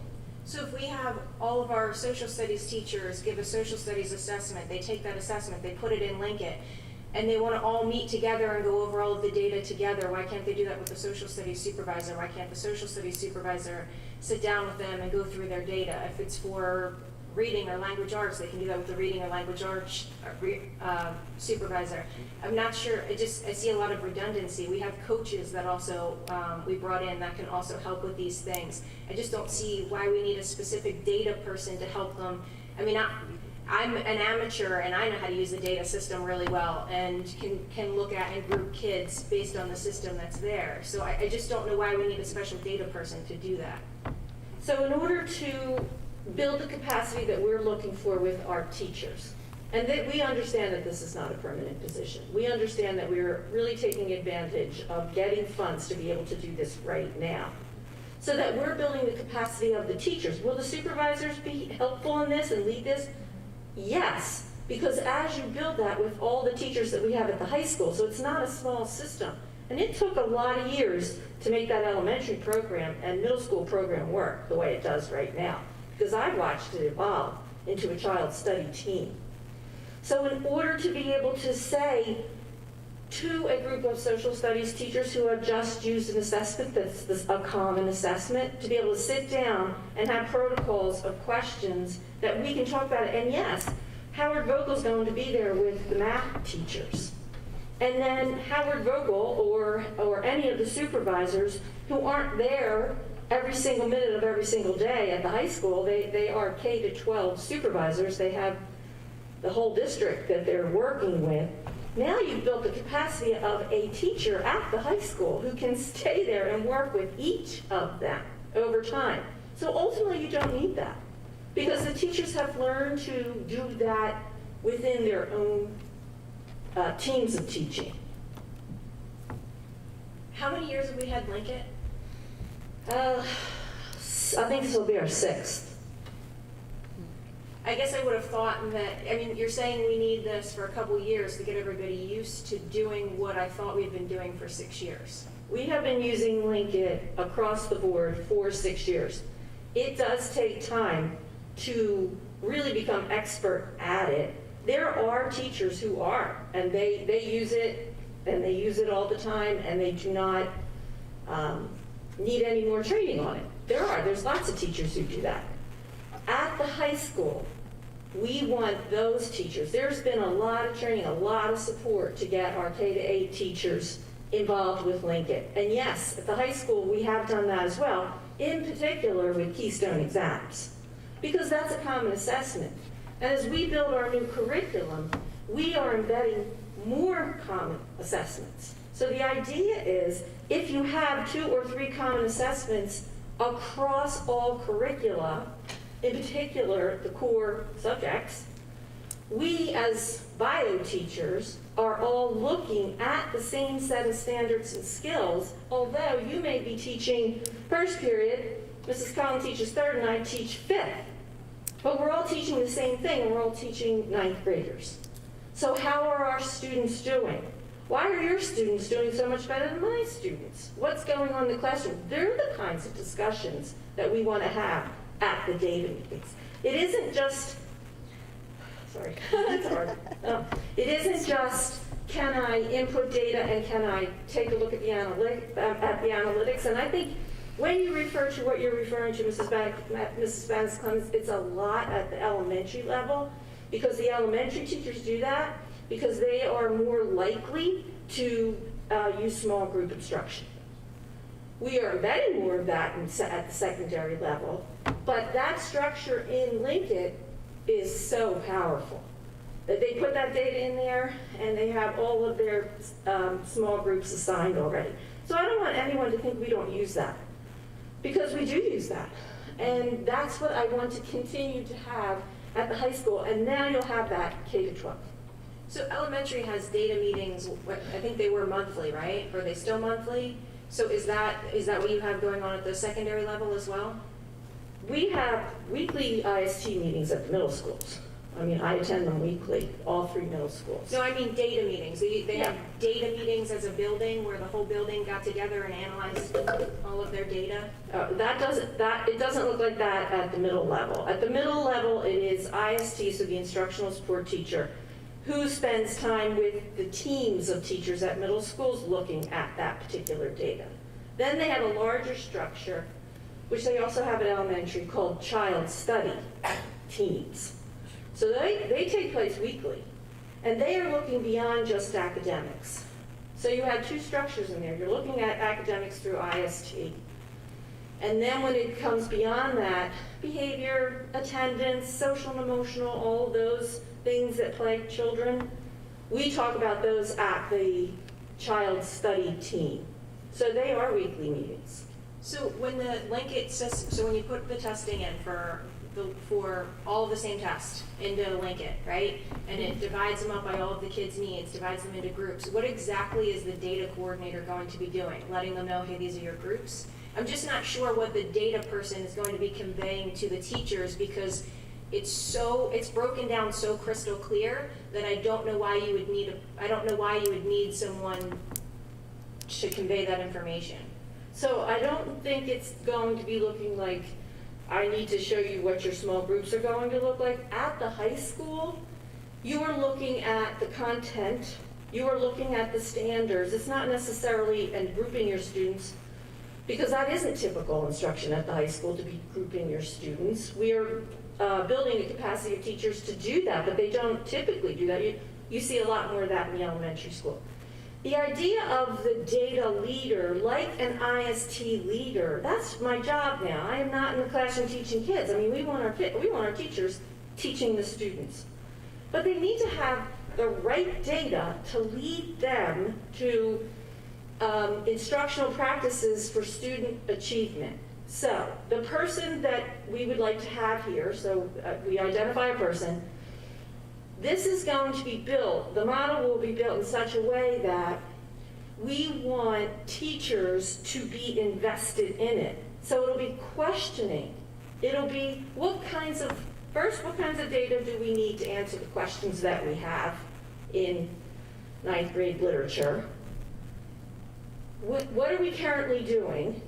I'm going to post this data on across all the classrooms who teach a particular subject. They don't necessarily sit there and they don't. That is not a common practice where they're just sitting there together with that kind of time that they can do that. It's not like I have common prep at the elementary school. It's not like I'm on the same team in the middle school. It's just a different structure at the high school. So this person really will provide the expertise and side-by-side, right, support to teachers and keep moving so that everybody has that kind of expertise. And you don't need that anymore. Can I suggest that we develop a sense for weekly duties and monthly duties and some of the goals for this position to be able to delineate that for the board in terms of the types of piece? Because in my mind, this directly connects to, if you think about the academic goals that we've set for the school year and thought about the amount of time from a data analysis standpoint that we want to be spending at all levels, this position directly supports that. We think about our work with small group instruction and what that looks like at the secondary level and trying to increase our small group instruction across the secondary level. This is going to help support that program. And so I think delineating some of those connections might help the board understand in terms of that position. So I'm going to suggest that we put that together specifically for the database instructional teacher at the high school level, kind of get a sense for here are the types of things that person will do weekly, here are the types of supports they can lead to departments, here are some of the monthly responsibilities. Does that make some sense? Why don't we work on that over the next week or so and get that out to the board? Yes, it does, that's fine, of course. All right, good. Go ahead. I just have a couple of questions. Sorry. You're still in the hot seat. If I heard you right, Dr. Bolton, that is a 3-year position, right? We expect that to, if I heard you right, Dr. Ribarczyk, right? It's a 3-year Correct. position. As part of the ARP guidelines, you can hire personnel for temporary purposes for learning loss. And that's fine. The other two, the ELD teachers at both the middle school and the high school, they will morph into permanent positions? Is that? The middle school is a teaching assistant. So we have we have an ELD teacher for our Ls at the middle school, and we have a teaching assistant. We understand that this may not be permanent, so we understand that. Okay, So if it there's no isn't, expectation. yes, we do, we understand that. The high school position, we have one teacher at the high school who really is kind of she really leads the ELD program, K-12. She's overloaded at the high school, plus we need her to help support professional learning for the ELD teachers across the district. So she will still continue to teach, but we will also have another teacher who can push into the classes. This is difficult for students who do not speak English, right? And then the current teacher will have some time to be able to support K-12 teachers. Okay, thank you. You're welcome. And so 2 things.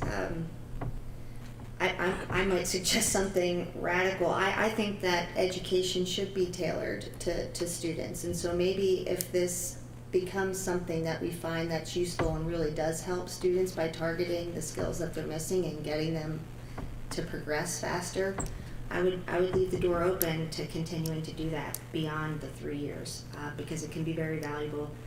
It's how other companies that I won't mention by name have made a lot of money, is by targeting teaching kids in that way.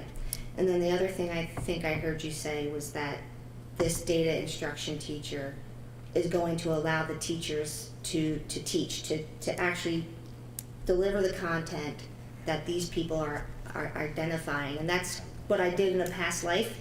As a director of education, I identified the skills that children were lacking, and then I wrote the program, and the teachers use the time that they have with the students to carry it out. So if that's what this is, I think it could be, useful and valuable. And yeah, if you just want to get what Dr. Bolton suggested, that would be great. Yeah, absolutely, I will. Thank you very much. Thank you. All right. So the next thing is the district calendar revision. Since we had a hurricane day.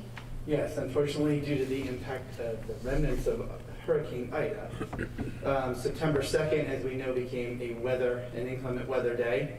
So that is now demonstrated on the calendar as an inclement weather district closed day. So we go to February 22nd, which was designated as our first weather makeup day, inclement weather makeup day. And in addition, since that day is now being used as a student day and school will be in session for students, June 13th will now be added to the end of the year calendar for teachers as an in-service day. So it maintains the 182 student days. And the last day for students remains unchanged at June 9th. Correct. Any comments on that? Nope. Okay. That will move forward. Thank Thank you. Can I ask why, if we have IST teachers at the other levels, why we wouldn't want an IST teacher at the secondary level instead of a data person? So it really is a combination, it's just a tweaked IST model. The IST model that's in place K to 8 has been the state model, even though the state of Pennsylvania really doesn't require it anymore. They used to require it, and that's the model there. There was an IST teacher at the high school. The high school's huge.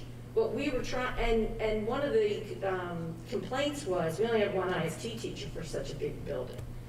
The goal for this was, well, we knew that, so how can we structure this position to get the most effect from that?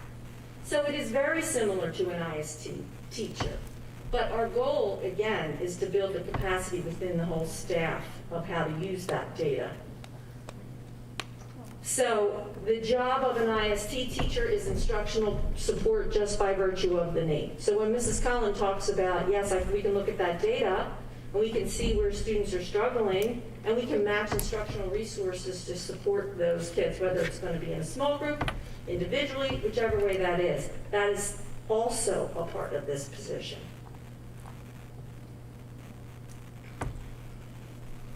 I still just think that's how we were sold on supervisors and coaches and all of these other people, was that they were going to be doing all of these things. And I feel like we're always adding all of these positions to do all of these things that I thought we already had people doing. You know, it's interesting that you say that, because when I first got here, there were high school supervisors, middle school, elementary. I mean, that configuration changed. So when you just had high school supervisors, I think for sure there's time and you would do that. That role has expanded K-12. So they are working. Right, but we still added more K-12. employees because we added all of the coaches. The overall number of employees still grew, just this number of supervisors shrunk. And well, that may very well be true, and the impact of our instructional coaches has been just phenomenal, and they are also by level, right? So you have elementary coaches who are in the elementary classrooms, and they can focus on that. And then you have secondary coaches, and they split their time between middle and high school, while you have the supervisor K to 12. And then this person would just be very similar to an IST teacher at a high school, specifically focusing on the data and instructional resources. Let's see what comes back. I think that's it. I think when you break down the responsibilities, as Dr. Bolton suggested, then, we can take a look at it and see how it's going to shake out. So I appreciate getting that. Absolutely. I'll get it to you ASAP. All right, great.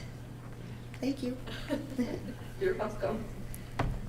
All right, and that brings us to public comment. Oh, no? Is there? Well, there was nobody signed up. Oh, there was nobody signed up. Okay. Nope. All right. Then we're at the Next meeting. next meeting. We've already, it's curriculum. Trying to keep track of everything that we have already done. 4 down. 4 down. There we go. Yep. Thank you. Yeah, we're good, thank you. Okay, yes, sorry. Mrs. Walters?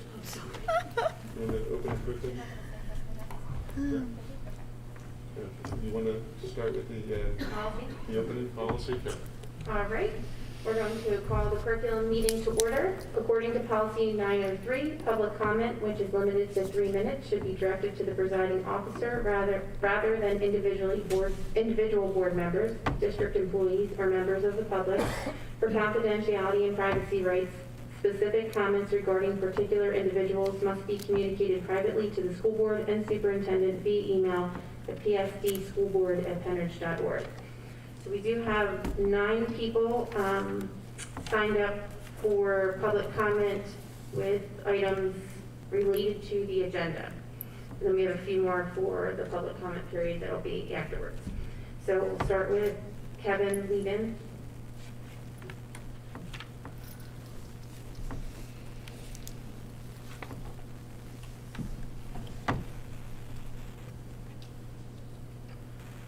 Hello again, Penridge. Kevin Levin, Bucks County Anti-Racism Coalition, here to talk about the curriculum. And we are here tonight because there were members of the community that were afraid to come make their voices heard, the ones that we know of. And that's what I really want to get down to tonight is, number one, fear. We are taught to fear one another. Full of fear of our community members, to the point where there were claims made in this very room that proponents of CRT and DEI were out to get people's bank accounts and houses.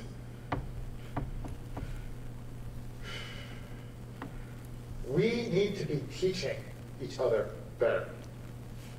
We need to be teaching each other that there's nothing to fear from diversity and equity and inclusion. Or culturally responsive teaching.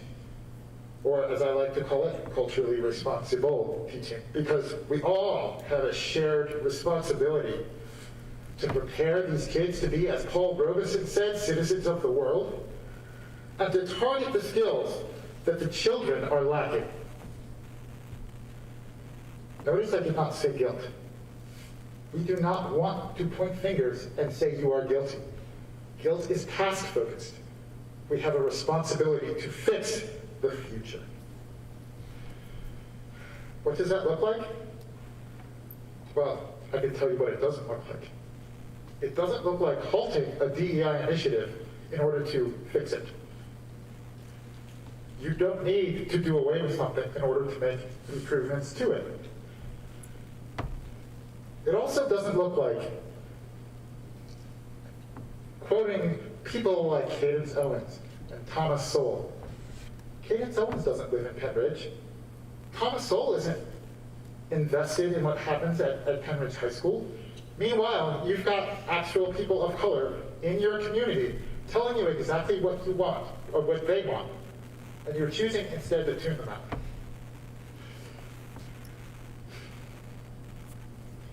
This isn't hard.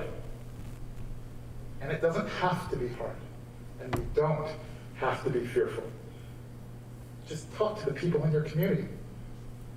And more importantly, listen to them.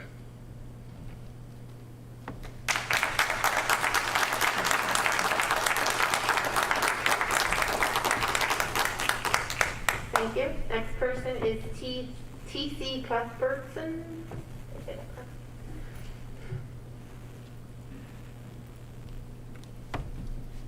Good evening. Thank you so much for this opportunity. I rise in support of DEI being included in the student curriculum here at Penridge. You know, when I consider my upbringing, my education, and how informative those years were for me, K through 12, it really helped shape my worldview. When you look at the Penridge School District, you'll find that 85% of the Penridge School District is made up of white students. 2% are made up of black students. In America today, only 60% of the U.S. population is white. 13% is black, and 18% is Hispanic. When we're looking at curriculum and the importance of curriculum on the students in Penridge, it's important that we prepare the students to engage after they leave this school district, after they leave this community, to be able to compete and represent this school district. And that's why it's important to include topics like equity, diversity, and inclusion in the curriculum that we're teaching our students. We teach our students civics, we teach our students history. A very important part of civics and history is the diverse fabric that makes up this country. So I stand in strong support of diversity, equity, and inclusion being included, not halted from the instruction, because you are inhibiting the growth and intellectual well-being of your students when you take that component of instruction out of the curriculum. I'm a black man. I'm an employer here in Bucks County. I employ black people, white people, Spanish people, and my company is better for it, because I train my staff on how to engage in the workplace. And if we're not training our students on how to engage in the workplace, how to engage in society with others that don't look like them, what are we really doing to our students? We're putting them at a disadvantage to compete on a national and global scale. Thank you so much for the opportunity to speak.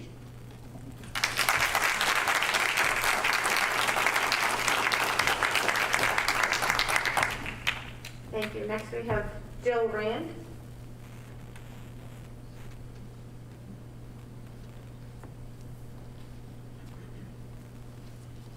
Oh, thank goodness I didn't trip on my way up. My name is Jill Rand. I'm a parent of a Pembridge High School student. I live in Hilltown Township, and I was at the last meeting, and just like these gentlemen just said, it is important to include people of all walks of life. I read the books or I read parts of the books that were eliminated. I was surprised that 2 Black authors were eliminated from our reading list, and then I read them. I read about them, and I found the content was why they were removed, not the color of their skin. So I am pragmatic. I am here to offer a solution. I found 2 books. One is by Robert Leon Woodson Jr., an African-American civil rights activist, and he's a community development leader, author, and founder and president of the Woodson Center. They're nonprofit, and they're an organization to help underprivileged, poor minority communities. His book is called Red, White, and Black, and it's called Rescuing American History from Revisionists and Race Hustlers. He's an African-American author. I don't even pretend to know what the struggles are, but I like to listen to all sides. So if you want balance, if you want to put those other questionable books on that vilify police maybe, or they talk about a Haitian immigrant in Detroit and the drug culture, that's not really helping anyone, but if you think that that's a good book, then balance it. We need balance. All kids need to be represented. The other book I found is Unified. Unified is by Senator Tim Scott, a U.S. Senator, and Trey Gowdy.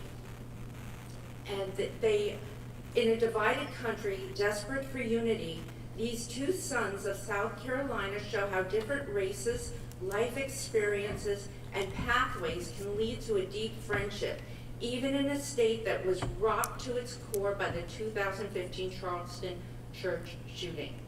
We need to bring our kids together, not pick them apart. The material they read matters. The material they read really matters. And if they're reading something that lifts them up, everybody, Black, white, Asian, gay, straight, everybody, they need to see their potential and not see themselves as a victim. The materials seem to victimize people of color or minorities, and it's not right. And I know I'm going to wrap it up right now. Thank you so much for listening. Way to spend a Monday night. Okay.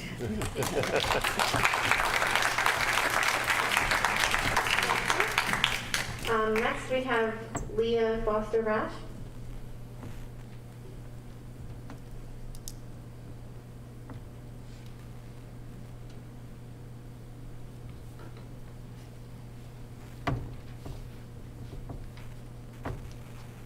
Hello. My name is Leah Foster Rash. I live in Hilltown Township, and I have 2 children in the school district. I was raised in Hilltown. I graduated from Pembridge myself, so I'm a proud alumni of the school. Like many families, we made do, but my parents were not able to afford paying for continued education. We went to college on our own dime. I've worked since I was 12. Like, very much what I remember Pembridge being. A lot less talking, a lot more doing. You help people, you move on. So I love Pembridge, but I also love diversity and making sure people feel included in our community. So, my degree is in mathematics, my master's degree is in statistics. I've been working for 25 years in research and development in pharmaceuticals. I'm giving this background so I can give some contents on my comments. I sat in the facilities meeting and listened to the experts you brought in. if I got up here and spoke about how I feel about lead and water, I hope you would not listen to me. I have no expertise in that at all. I'm concerned that that's not what's happening with the curriculum. There are people coming up and speaking without knowledge, voicing opinions. 3 minutes is a very hard time to get your point across, so it tends to be emotional. But I'd like us to critically evaluate and trust our education experts in what they're developing. Also, if you are someone who agreed with what was happening, I didn't know you had to come and vocalize that you agree with it. Even if there were 1,000 people who disagreed, that's less than 2% of our voting population. It's not the community. It's very organized, and kudos to them, but it doesn't represent the community. And a curriculum isn't something you vote on line by line on a ballot. So we need to trust our educators to do that. Okay, so evaluating your bias was something that was on the curriculum. I hope it is still on there. If it is not, I'd like to see it added back in. The reason is, I've worked in corporate America, global companies for decades. It is a critical component of leadership, management, and innovation. Evaluating your bias is not racism, it's not sexism, it's just making sure you're making decisions based on what you know and not how you feel. For teenagers, this is where they live. The story they put behind everything that's going on is where their head is. And it's a wonderful skill to have, this self-check of saying, well, does that person really hate me? Or did they just say this to say it? You know, like, pull yourself out of it and look at the facts. Everyone has bias. It doesn't mean you're racist. Okay, anyway. The final point is, our children are watching us though. I have friends on all sides of this, and I know we're all really good people. I'd like to see us listening and understanding more. I'm not the only one who's proud of Pembridge, but I'd like to see us working better and not riding the wave of partisanship. Thank you. Thank you.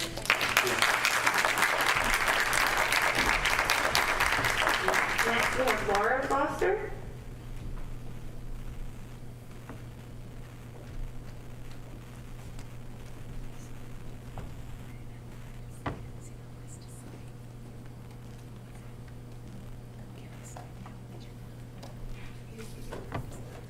Hello, my name is Laura Foster. I'm a graduate of Pembridge High School. I have 3 kids in the district. I'm also a graduate at the University of Pennsylvania. I have a master's degree in social policy and administration. I'm a recipient of the Alice Paul Award for Outstanding Service to Women and Children. I've had the esteemed privilege to work under and study from Harvard Law professor, Dr. Derek Bell. He's the author of Faces at the Bottom of the Well and one of the founders of critical race theory. I've been hearing from a lot of members of our community with providing some misinformation about what critical race theory is and what it tries to achieve. As a scholar of CRT, I'm here to set the record straight. CRT recognizes that racism is not a bygone relic of the past. Instead, it acknowledges the legacy of slavery, segregation, and imposition of second-class citizenship on Black Americans and other people of color continues to permeate the social fabric of this nation. Some of the most compelling demonstrations of how racism has been replicated through systems is within our education systems. The late Professor Dr. Bell in Brown versus Board of Education and the Interest Convergence Dilemma noted that the 14th Amendment alone could not effectively promote racial equality for Black people, where such a remedy threatened the social superior status of wealthy white people. Instead, he reported that the interests of Black people of achieving racial equality will be accommodated only when it converges with the interests of white people. The limitations of our legal interventions have led to current manifestations of racial inequality in education, including the predominance of culture and curriculum that excludes the history and lived experiences of Americans of color and imposes a dominant white narrative of history. So some people may say that this is not applicable to our community, which is predominantly heterogeneous. This is unilaterally untrue. The narrative of all of our histories is integral to the formation of the child being able to critically think and succeed in a global economy. Training of our educators to see diversity as more than a bulletin board in a hallway will only serve to promote equality for all of our children. input from people of color, and subsequent action by our schools will only serve to better the education value of all of our children. The misinformation about how integrating CRT in our schools will somehow be taking away something from white culture is nothing more than propaganda. It's not what it was founded on, and it's not what it supports today. As a lifelong proponent of social justice, I'm tired of hearing misinformation and the misinformed give an incorrect narrative of this key and integral concept. We all need inclusivity and diversity. We all need this training. No matter how woke you think you are, this is a part of all of our lives, and we need to support this and have it as a part of all of our systems, educators, school board included, starting now. Thank you very much.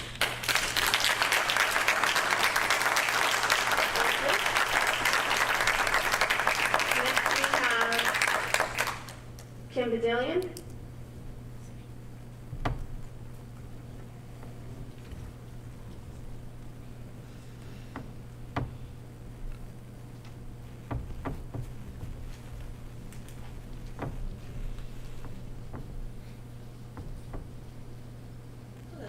Kim Badillion, Percy Borough. My comments relate to American Literature 10th grade curriculum. When I brought up concerns to the district regarding texts that students were encouraged or required to read that contain sensitive contents, such as rape, abuse, sexuality, gender identity, gender expression, or language, I was told teachers work directly with students to ensure an understanding of the purpose of the text, and to discuss the process for reading, discussing, and interacting with the text and their peers. However, I think parents should be primarily responsible for having conversations with their child about sensitive subjects, if appropriate and when appropriate. Therefore, I strongly ask you to please consider having the district in some way, or teachers in some way, present the list of all recommended and required texts to parents ahead of time, with a summary of each text, just a small summary, and a footnote regarding sensitive content. Parents are busy with work and running their family. They should not be given the arduous task of researching each text prior to their child being exposed to it. They should not be playing catch up when their child is exposed prematurely or inappropriately to sensitive content. I also reiterate my concern that the American Sampling Unit definitions of literary styles remain narrowly focused on oppression of minorities. I reiterate my concern that the required and optional texts in this full curriculum are narrowly focused on minority oppression. And I ask that the school board take another look at the American Literature curriculum and recommend that the Curriculum Development Committee add text with more diversity of content and themes. Thank you. Thank you. Next we have Mary Martin.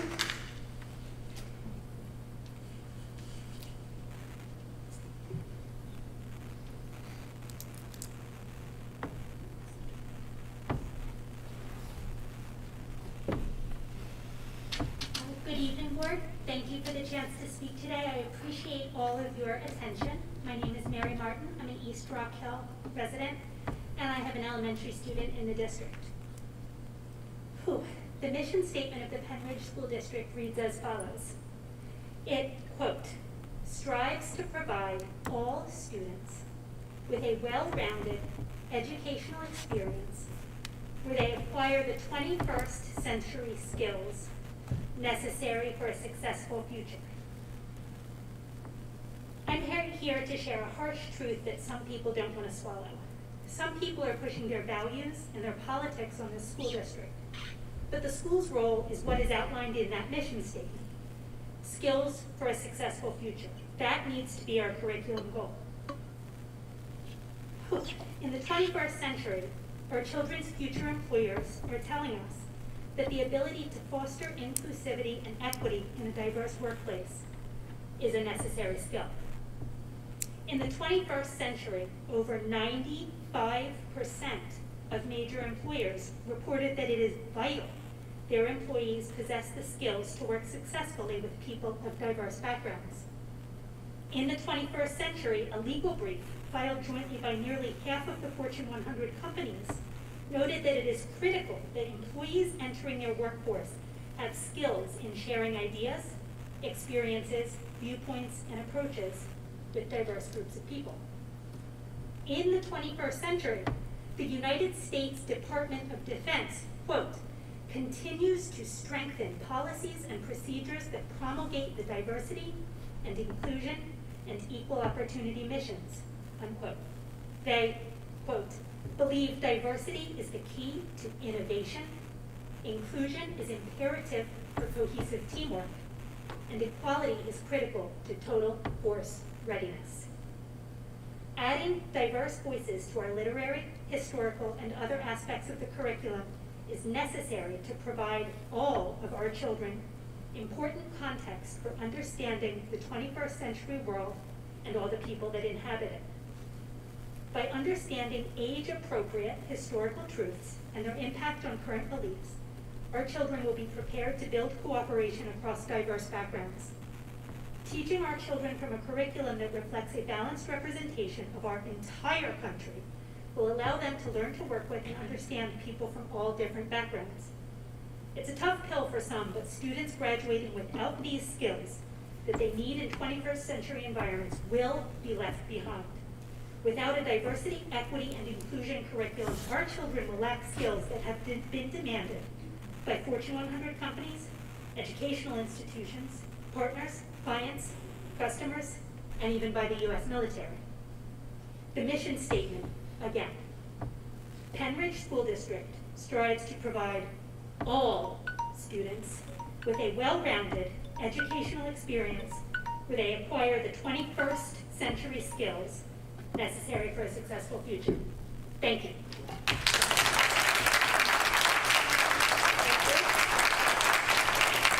Next we have Ross McLennan.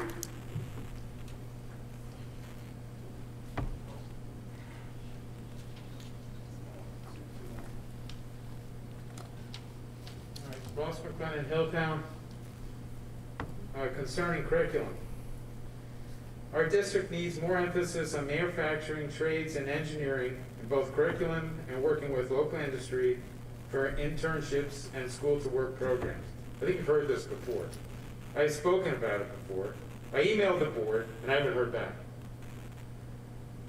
However, I emailed the board a week ago about concerns over the district's recent drops in performance, not just in testing, but in other areas. I received an email back from the board with the winter 2020-2021 Student Achievement Report attached. Thank you very much. In this report, it shows the Pennsylvania School Performance Profile scores from 2017-2018 to 2018-2019 dropped across 9 of our 11 district schools. That's what that report shows. I was shocked when I saw it. I mean, we've been hearing about it. That's a fact. In your email, you told me that contrary to your assertion, U.S. News Report 2019, now this email was last week, Penridge High School achieved a gold ranking, 5,747 out of 21,000 public schools. I didn't realize we had that many public schools. That's fantastic. We're doing great, right? Thing is, it slipped. I don't know why you used 2019 in that report when 2020 was out, and now today we've dropped down to 6,130. We dropped, according to U.S. News, from 191 in PA in 2020 to 247 in 2021 state rankings. I'm a taxpayer. I'm getting a little concerned here, okay? This downward spiral, this is concerning me. Your email bragged to me that Nietzsche rated the district 101 out of 496 districts. Thing is, again, and that's what you said in your letter email back to me. You're bragging here. Thing is, again, that was older data. Look it up, and you will find that Nietzsche has dropped our district from 6th in Bucks County in 2019 to 11th in 2021. That is out of 15 ranked schools. But you neglected to mention that. Like the good stuff, 2 things you mentioned, the bad stuff, let's not talk about that. Either the board is giving false information to avoid the reality of obviously poor performance, or they simply are not competent to do the job of properly reporting school performance. Based on the actual reporting, testing, and other metrics, this board's negligence is driving the district into the ground, and it is unacceptable. Please do not tell me there isn't a problem here. There's a problem here. And your ability to first admit a problem and then do anything about it is a major failure for you and your board. To suggest otherwise is absurd. Thank you.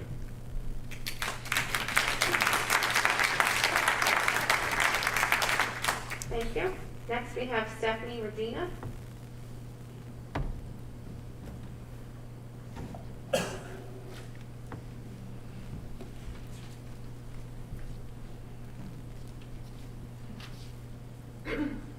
Hi, my name is Stephanie Regina, East Rockville Township. I have 3 kids at Dagmar Elementary. Stephanie, I'm sorry, I'm just going to stop you. I think your comment is about something that's not on the board agenda.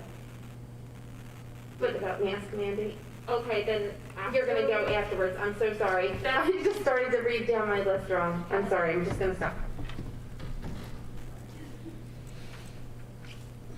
I have 2 more people for agenda items, and then we'll go into the meeting. So we have Carol Teleska.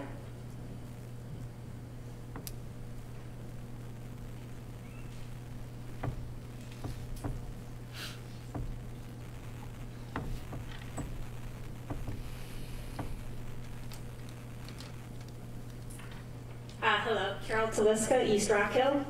Thank you for listening to me tonight. I'm here to discuss my disappointment and confusion upon learning that the new curriculum plan eliminates midterm and final exams at the high school. I'm curious to know the reasoning behind this and who made the decision. As we're all aware, our high school has fallen way behind surrounding high schools as far as academic ratings, as we just heard. I was going to quote the same number. Penridge now is ranked 247 in the state. Quakertown comes in at 122, Solderton at 68, and all 3 Central Bucks high schools are ranked in the top 50. So we're here tonight to learn about changes to curriculum. For months now, we've been told that these changes, intertwined with DEI concepts and materials, are necessary to meet our students' needs and improve performance. But to this point, no data has been provided to prove such claims. I'm wondering, is there data to support that eliminating something that's been part of standard high school practices for decades will improve student performance? Do area high schools that continue to outperform us attribute some of their success to eliminating such exams or their implementation of DEI initiatives? So, as a former teacher, I'm really concerned that removing these tasks, we're just lowering our expectations. Until our limited school hours are once again spent teaching students the core basics, math, science, reading, writing, history, technology, and spent time providing the instruction and opportunities needed to develop effective note-taking skills and disciplined study habits, our students will continue to fall behind. And I really feel like what a disservice we are doing our students to send them off to college without the skills that they will need to be successful in a traditional college course. We need to start empowering our students by raising our expectations, holding them accountable. How are we possibly preparing our students to be successful in college and beyond if we continue to lower our expectations? Thank you.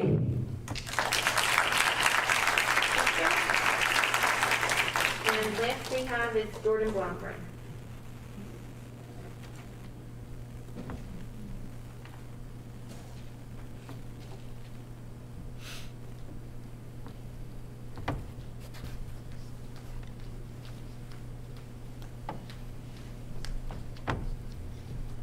Hello there, Jordan Blomgren, Hilltown Township. Apologize if some of my comments are a little randomly put together, but first I wanted to bring up this year is supposed to be for the K through 5 redesigning of the curriculum. So I just hope that maybe there'll be some mention of that tonight, what that's kind of going to look like, what to look forward to if things are going to be sent out to parents for how that's kind of going to roll out for this year. And then my second part that I just wanted to get into is some comments with the DEI, and that's something that I wanted the DEI to be halted as well, because it was infused with the curriculum.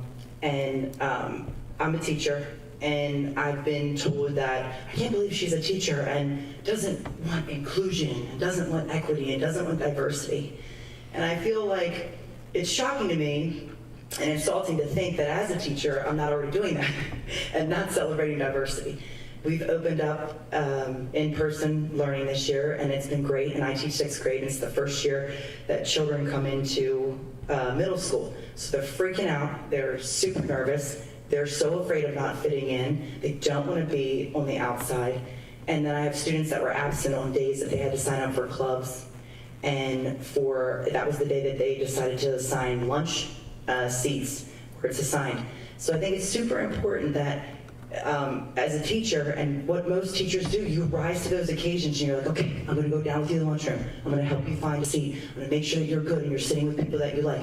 Okay, I'm gonna talk to the teacher, see if I can get you in that club. That's what experts do that in the field. That's what you do. You rise to those occasions, you make that happen.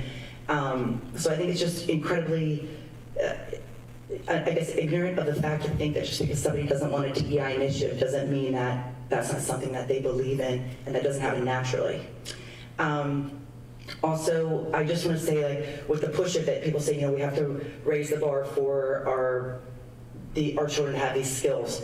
But what I've noticed personally as an educator is I haven't heard the words racist ever used so much before with students in my own class the past school year. Kids calling each other racist, kids calling each other white supremacists. So I think it's important to also note that there are risks with it, and that's not teaching a healthy thing of how we want students to be moving forward into our future and not looking at people with a clear slate and really getting to know them. The NEA is coming out with certain things on a series, and it's called about like the nice white parent. And to me, that is racist. It's kind of focusing on how it's talking about white families and how they're blocking things to the education system. They're also encouraging educators to get off the sidelines with their political affiliation, and they are encouraging teachers that you can no longer stand on the sidelines and you need to get in there, you need to be sharing that. I'll end with this. You guys have been great. My email that I sent out, you said some of the questions that you asked the educators to look at a resource and say, have you reviewed this into its entirety? Is it balanced and unbiased? So I just hope that those conversations do continue to happen, and that with some of the resources from NEA or things coming down the pike, that's not looked into like, okay, I can do this. I'm going to go into my classroom and you know, go ahead with this. Thank you so much for your time.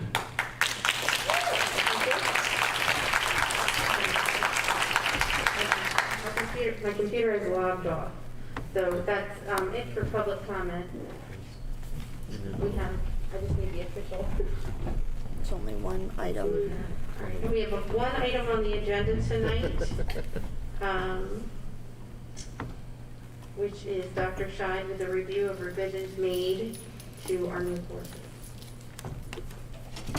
Thank you so much. So over the past few meetings, curriculum meetings and board meetings, we've had a lot of discussion about the new curriculum that we've developed. Right at this point, 21 courses.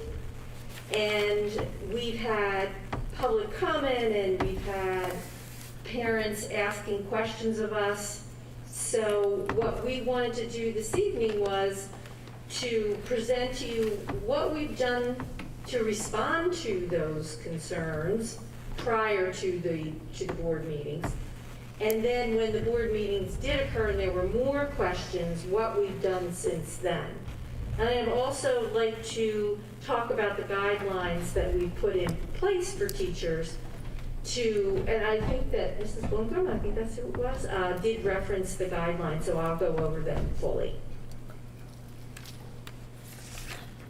So basically, I'll be reviewing revisions made to the English curriculum that occurred prior to the school board approval, and then revisions made after in the English curriculum, and then revisions to social studies. Then I will go over the guidelines for curriculum resources, and then walk everyone through a curriculum revision process that we have put in place. Okay. So English 1, prior to board approval, we had our one unit, the Dreams and Impressions, we changed the title to Dreams and Challenges. We had big ideas originally. What we did was we took the first two original big ideas and we created a new one. We kind of fused those together. And we changed it to Achieving Dreams and Fulfilling Aspirations Requires Overcoming Challenges. And then the next two, there were no comments on those, but they remain the same. And in that course, the original essential questions, basically they'll mirror that. So we took the first two essential questions and we created what challenges might stand in the way of achieving dreams and fulfilling aspirations. And then the second one remained the same, but the third one, we had how can a lens help communicate ideas, and we changed that to how can shifting our lenses and perspectives while reading and listening deepen understanding.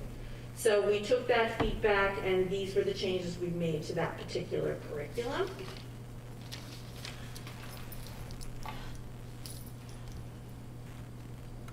Okay, for English 1 again, Dreams and Challenges.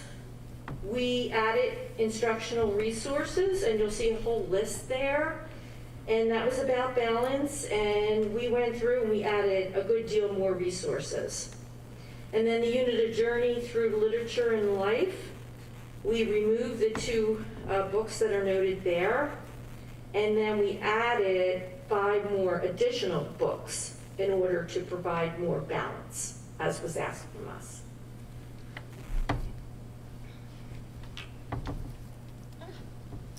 And then in American Lit, prior to board approval, this was the American Dream, and we did remove the resource. We removed the Socratic Seminar, American Dream Discussions.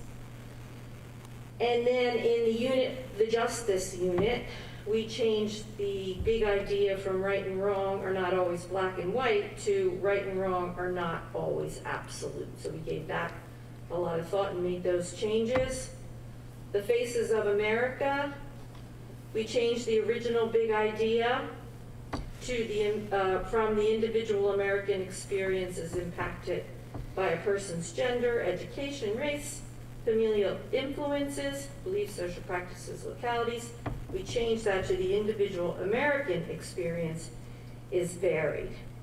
And then I do believe somebody commented earlier, and I want to make note of this. In terms of the instructional resources, what we've added in this unit is a chart that does do that. It's a resource list and was updated to include the topic and the purpose of each text to support students in exploring text choices in literature circles. We'll be working on providing the community with the overview of literature circle text options, either through a video or written charts. So if you actually go into Atlas right now, you'll see that chart because it's been added.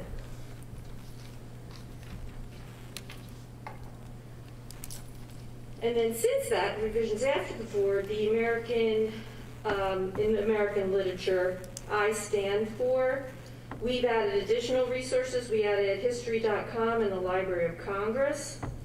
And then in terms of literature units in 9th and 10th grade, book talks will be created by staff for each of the texts listed to support students, families, and teachers in exploring all text options. And so we'll be doing some video clips and we'll make these available to the community so they can see what students are reading or could be reading for optional resources. And Dr. Scheid, before you move on to the next slide, I just want to remind the board that these items that are marked after board approval would mean these are the items that will show up on the September board meeting for your consideration for approval. Because, now not the book talks, right? That's just something we're pointing out that we're doing. That's not changing the books. We're just going to be providing that resource to students and then the families. But the American literature, so that Unit 1 will have updated instructional resources to add history.com and Library of Congress. Nothing else has been changed, but those two resources are new, so we will bring that back to the board for approval because that is a change to our instructional resources. So I just want to let you know the difference between before approval and after board approval. Those other things were approved last month. We were just delineating them because we were asked to do that by the board and the community. So these are the items that will show up after discussion for your consideration in September. Thank you, Dr. Shen. Thank you, Dr. Bolton. At the end of this presentation, I'll go over that process, which will include what Dr. Bolton is referring to. Sorry. Dr. Bolton, we're splitting each other here. So, all right, the social studies revisions after board approval. So since the meetings, we have added 1776 Unites. That's a nonpartisan, it's a site, and we have added that actually to the social studies instructional resources. So if you were in Atlas and you looked at social studies resources, that particular site has been added. We've also added teacher-student guidelines for current events and sensitive topic discussion. So they were developed. Let me see if I can get these.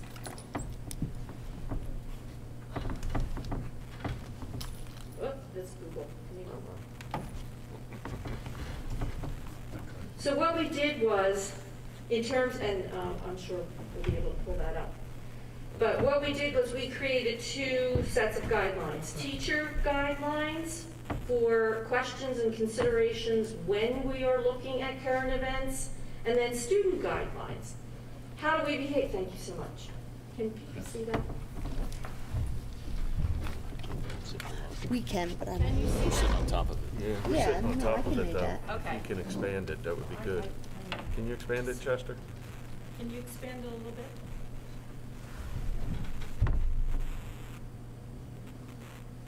That better?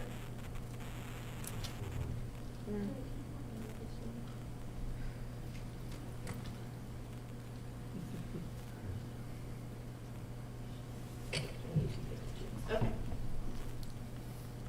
Mr. Krause, is that okay? Can you see that? Well, I can see it, but I'm not sure out there. But yeah, I'm on top of it. So I guess if you want to just like summarize what it says. Okay. And just a reminder, all materials and all presentations will be available tomorrow on board docs, so people who obviously are not able to read every word will be Okay. able to read that. That's better.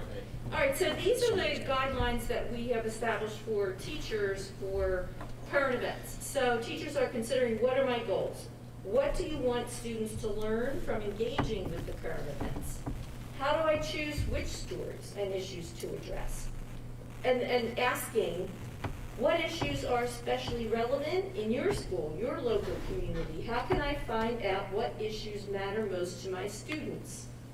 What are some trusted news sources that represent a range of viewpoints that I can bring to my classroom? And we've listed, there's close to 30 there.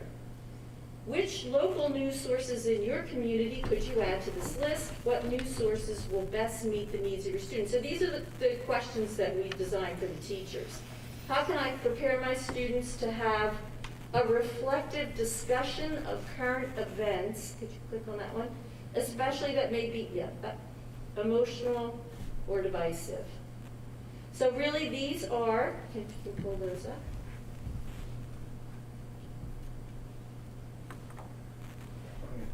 Brian? It's there, it's So in the there- bottom right-hand corner, Dr. Barsham. There you go.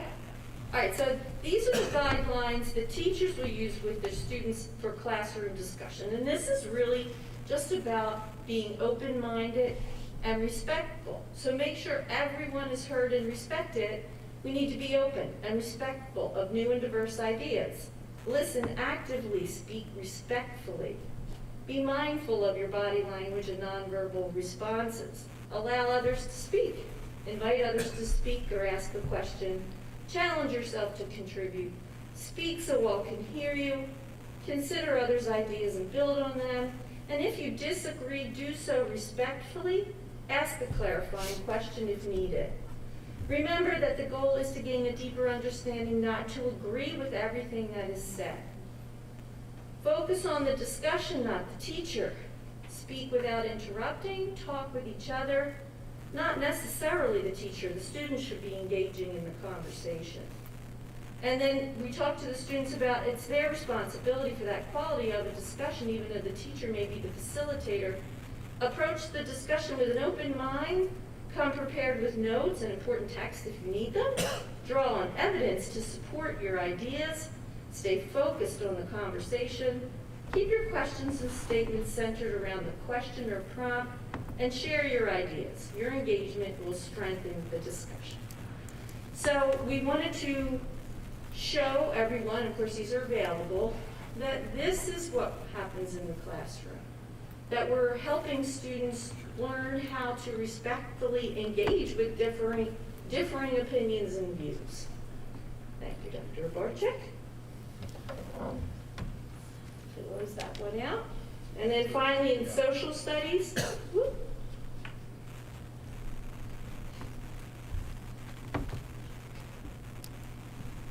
Oh, that's fine. That's fine. Resources such as National Geographic, Smithsonian, NewsELA offer a broad collection of nonfiction materials to use with students. Teachers follow the curriculum resource guidelines to evaluate those resources. We understand that when you have a collection that broad, maybe not everything in the collection is appropriate for the group of students you're working with. Some of it may be exactly what you're looking for, and some of it may not be. But we do have professionals, and we trust them, but we are giving them guidelines to ensure that the proper questions are asked before a resource is chosen. So, guidelines for curriculum resources that we have in place. So teachers utilize professional judgment through the guidelines in this memo. So let me make sure you can see this. I want to go over. All right. Okay, so this memo actually, it's an actual memo. You'll see it came out from me and with Dr. Barczyk. So what we're saying is that we were putting the guidance in place. We're putting a framework in place. We understand that sometimes you're looking at all these resources and you're not sure, right? Because everything that is board approved is in Atlas if it's a new course, and if it's an original course, it's already been board approved. But curriculum is dynamic, and not everything can be right there in the curriculum. So sometimes there's really valuable resources that teachers want to use. These are the questions that they need to be asking. Have you previewed the resource in its entirety? Is the resource aligned to the content, skill, objective, strategy, or teaching? Is it developmentally appropriate for your student population? Is there language or images that are easily misinterpreted? And is the resource balanced and unbiased? And then it goes on to say, if you have any question, and the supervisors have done a wonderful job in their departments, if you have any question at all, it is your responsibility to ask before you use that. So these are the safeguards that we put in place, knowing that the world is ever changing and there may be a resource that's fantastic and teachers should be able to use that, but they need to use it with guidance.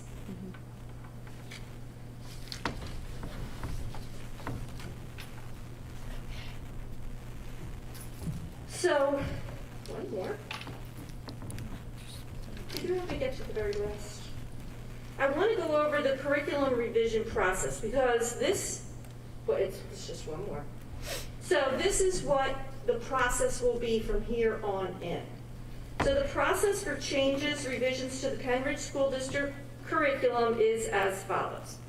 So curriculum writers and content supervisors recommend changes or revisions to the assistant superintendent. So that's either Dr. Barczyk or it's me.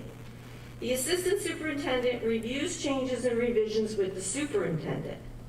The assistant superintendent apprises members of the curriculum committee of the recommended changes or revisions. Curriculum changes revisions are publicly discussed at a curriculum committee meeting. The chair of the committee recommends moving the changes or revisions to motion, if they so choose, to the following school board meeting, and then the school board votes on the changes or revisions. If approved, the changes and revisions appear in public view via Atlas. So that's the process that we're putting into place, just to make sure that the public is, the community is aware of any revisions, because we understood when we were making some revisions from public comment and people were asking questions and we were meeting and making revisions, not everybody saw that. So now this process will ensure that the whole community sees, it'll be presented at a committee and then board approval. Once board approval, we'll have that for everybody. All right. Thank you, Dr. Scheid. Does anybody on the board have any questions or comments? I do. Yeah. So I do appreciate the effort, and I think that that's what the community was kind of getting to. Not that the community expects to write curriculum, because we do have professionals to write curriculum, right? But the community can give feedback on what's in that curriculum, and I think that that's appropriate. It's a public school system. Parents should have the ability to see how their children are being taught and what they're being taught and give feedback. And I think that the way that you've responded to it, you've done it in an appropriate way, in a thoughtful way. I like the guidelines because that does put it here for every teacher to look at something and use their own, reasoning to assess what that resource is, if it's appropriate, all those things that you said. I appreciate that very much. So I guess I have a couple other thoughts that really aren't on this curriculum revision in particular, but there are instances where there is some politics coming in from outside sources, and I have to agree. The seminar that was mentioned during public comment, I actually saw that this week too, the Nice White Families seminar being offered by PSEA, and I pulled up the flyer, and what it says is exploring a key driver in what is blocking educational integration and equity, the actions of white families.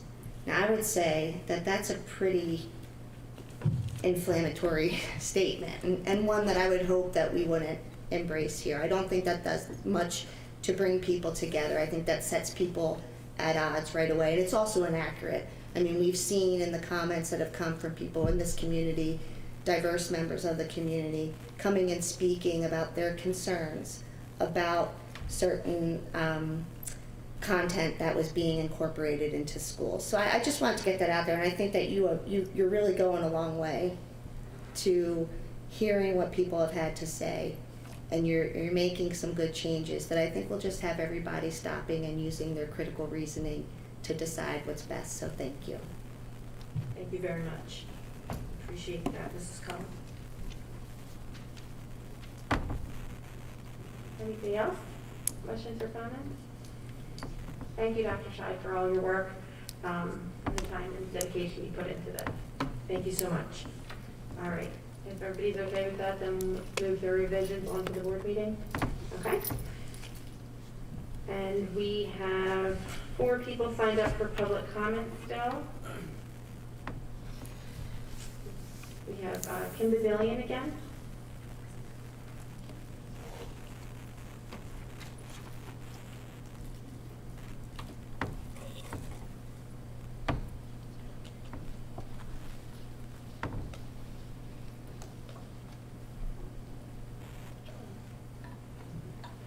Kim Badillion, Percy Borough.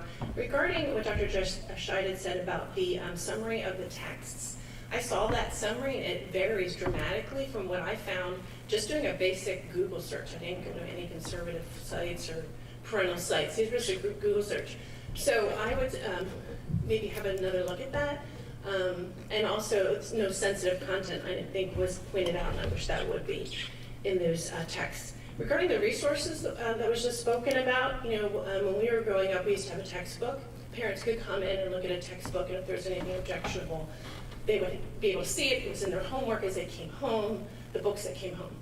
Now we have resources, open-ended resources. They are introduced in the school in the setting of curriculum or teaching that the parents don't have any foreknowledge of until it's already done. So I would hope that there would be maybe some full transparency for parents, that when you're presenting a resource, that parents would have advance warning. You can't unring the bell. So if you have a high school student who doesn't tell you what they've seen, and we've had instances brought up here, that's problematic. So I think with full transparency, if somehow the teacher or the district could give advance warning to the parents, this is what we're going to be presenting this week, if you want to have a conversation with your kid beforehand, I thought that would be helpful. My regular comments, it's been well established that the DEI initiative moved beyond the scope of authority given to it by the school board directors. It's also been well established that the DEI initiative was not completely transparent and did not contain a diversity of thought. The process toward the DEI initiative moved largely behind the scenes. As such, the consent and cooperation of the larger community was not obtained prior to the initiative becoming fully developed and instituting changes. When community members raised valid concerns about the DEI initiative, they were met with pushback and annoyance by members of the DEI team, along with supporters of the DEI initiative. It was difficult for concerned community members to obtain detailed information regarding the DEI initiative. Right to know requests became necessary to find out information, including who was on the DEI team and how were they chosen. A member of the DEI team publicly asserted that she was the victim of a hate crime as a result of her identity being sought through a right to know request. This DEI team member claimed someone in the community hurled a racial epithet to her and her children while she was walking to Dairy Queen. She further told me personally that this incident was proof that Penn Ridge was racist and needed the DEI initiative. As it turned out, the alleged hate crime was not a hate crime. According to the police report that was released via Right to Know, the alleged perpetrator was a juvenile African-American boy singing a rap song. The reputations of members of the community who raised valid concerns were smeared on social media and continue to do so and in the newspapers. The district owes it to these community members, as well as to the Penn Ridge community at large, to disclose all information that's been requested in the email submitted to the district with the 100 questions so that the record can be set straight and discussed in the public forum where it belongs, not behind closed doors. Thank you.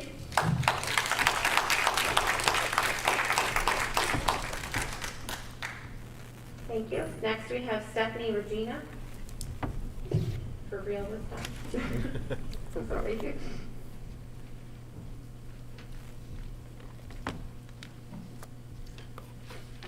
Stephanie Regina, East Rock Hill Township. I am speaking in regards to my extreme disappointment with the board's email response when the mask mandate came out, and I'd like to address several points that I think were poor handling of a volatile situation. Number one, apparently 2 members of the board believe that it's abundantly clear that the mandate goes against the wishes of the majority of the Penn Ridge community. However, I would like to point out that there are many of us who strongly disagree with that, and the majority reference has not been calculated, so you do not in fact know whether or not that majority you spoke of is real.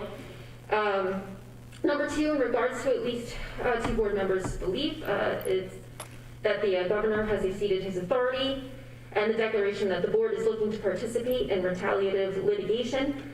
First of all, the belief expressed by at least these 2 members is unsubstantiated and, being a personal belief, irrelevant. Second of all, the thousands of tax dollars that the litigation would cost is a gross misuse of funds, a point on which I think proper polling would likely show that many or most of Penn Ridge residents would agree. Number 3, in regards to the claim that parents are the best judge of their children's medical and mental well-being, that's a faulty statement. When our children are sick, we ask their pediatricians what to do, because most of us are not physicians and we're not qualified to make medical decisions by ourselves. The majority of people in this room take the advice of pediatricians. And pediatricians, along with almost every public health official at every level, are overwhelmingly in favor of mask wearing in schools at this time. This makes the board's assertion here both incorrect and dangerous to public health. Number 4, the fact that the board has encouraged Penridge families to submit exemption forms that the majority are in no way eligible for is flat out dishonorable in a way that I should not have to explain to a room full of adults. Number 5, in addition to the broad and blatant dishonesty you've endorsed, you've also promoted chaos and fanned the flames of animosity within the Penridge community. Because of the lack of consistency in mitigation measures from one school, classroom, and even individual to the next, everyone in each school building is forced to literally wear their opinions on their faces, which essentially pits staff against staff, teacher against teacher, and worst of all, student against student. Rather than unity and leadership, the board's letter email served only to promote further tension and discord in our already badly torn community. And number 6, last and most certainly not least, I would like to know why there are only 2 more board members' names on that email. Were the other members and the superintendent on board with its content? And if so, why aren't they represented? And if the board itself can't work cohesively, then how can we trust it to function with integrity in general?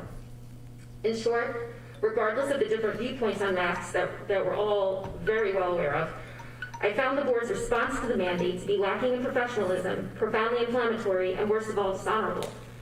This school board does not represent the community that my husband and I believed in when we chose to raise our 3 kids here, and I'd like to see you all step up and diplomatically advocate for unity and health and safety for everyone in Penridge. Thank you.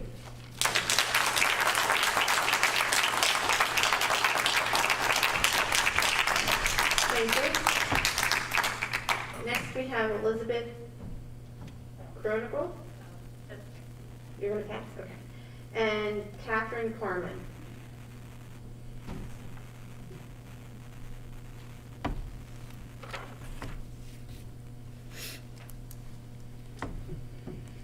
My name is Catherine Carmen. I am a 45-year resident of Percy, an active member of that community. I'm also the proud parent of 3 Penridge graduates, longer than some of you were here, 93, 95, and 98.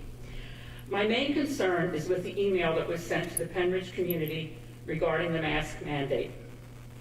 I understand that one aspect of this email pertained to the statement that the majority, quote, of the Penridge community was opposed to the mask mandate.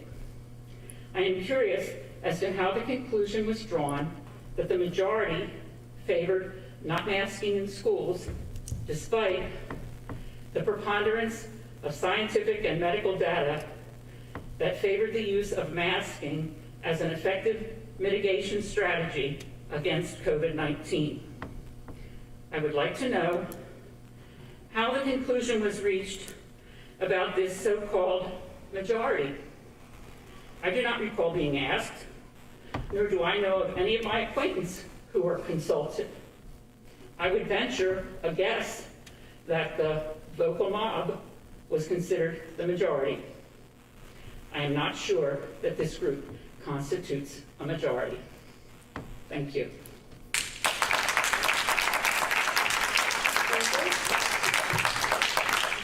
And that's it for public comment this evening. Can I have another comment? Yeah, you can sign up. What did you say? Would you like to It's sign up up? to you. It's up to you. You're the chair. You can come up and do your comment. This thing's gonna send it to. I was a little Do we have confused of all the 2? 5 meetings, so, which takes its toll on you, so I'm sure. Okay, Ross McLennan, Hilltown. All right, this is a tough one. Also in your email, the suggestion was made that the recent curriculum, as was proposed, and more importantly, teachers have somehow introduced political agendas and activism into our schools. Okay? That really pissed me off. It is clear to anyone who attends these meetings that the political agenda and right-leaning activism is clearly with this board. Someone coming to an off-campus event at a church with Penridge students pouring their hearts out about the 17 murders at the Parkland, Florida high school, while the school board director walked in wearing an NRA shirt and stood along the wall defiantly. That would be activism. That's a good example. That's activism, okay? teaching in the school about how to react to those senseless murders, how to improve gun safety, and the history of guns in America, that's not activism. That's good teaching, and that's reality. Okay? Okay, not quite done here. Denying a fair election and then attending an event with a clearly provoked crowd intent on overthrowing the standing U.S. government, that would be activism. Okay, as would defensively explaining the situation at long length at a school board meeting. Okay? Teaching students why the 6th was wrong, that a mob incited by the losing president attacked the Capitol and killed innocent people, that's not activism. Just truthful education. Thank you.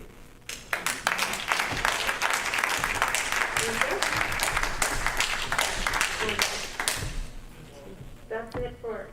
I think public there's. comment? You're gonna let them one, you're gonna let them all. You gotta let 'em all. Mhm.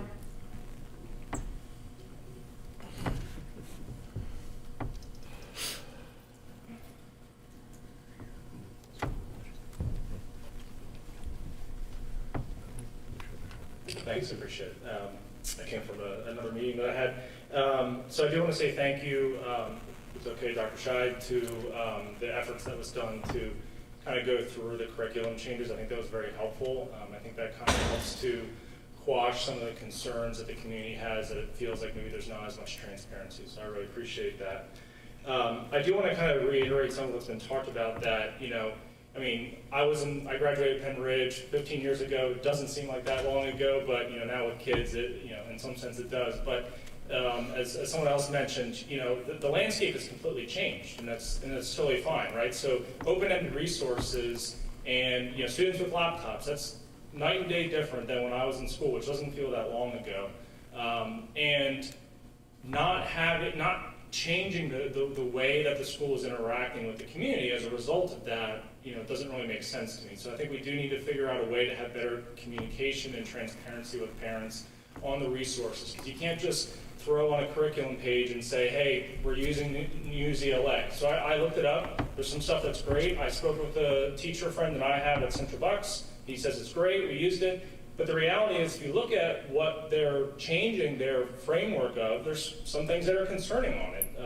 The person who, I think the CEO of NewsELA specifically stated that it is their moral obligation to cut racism at the root before it spreads outside the walls of our schools into the larger community, thereby implying the fact that our racism is in the kids and we can't let it out.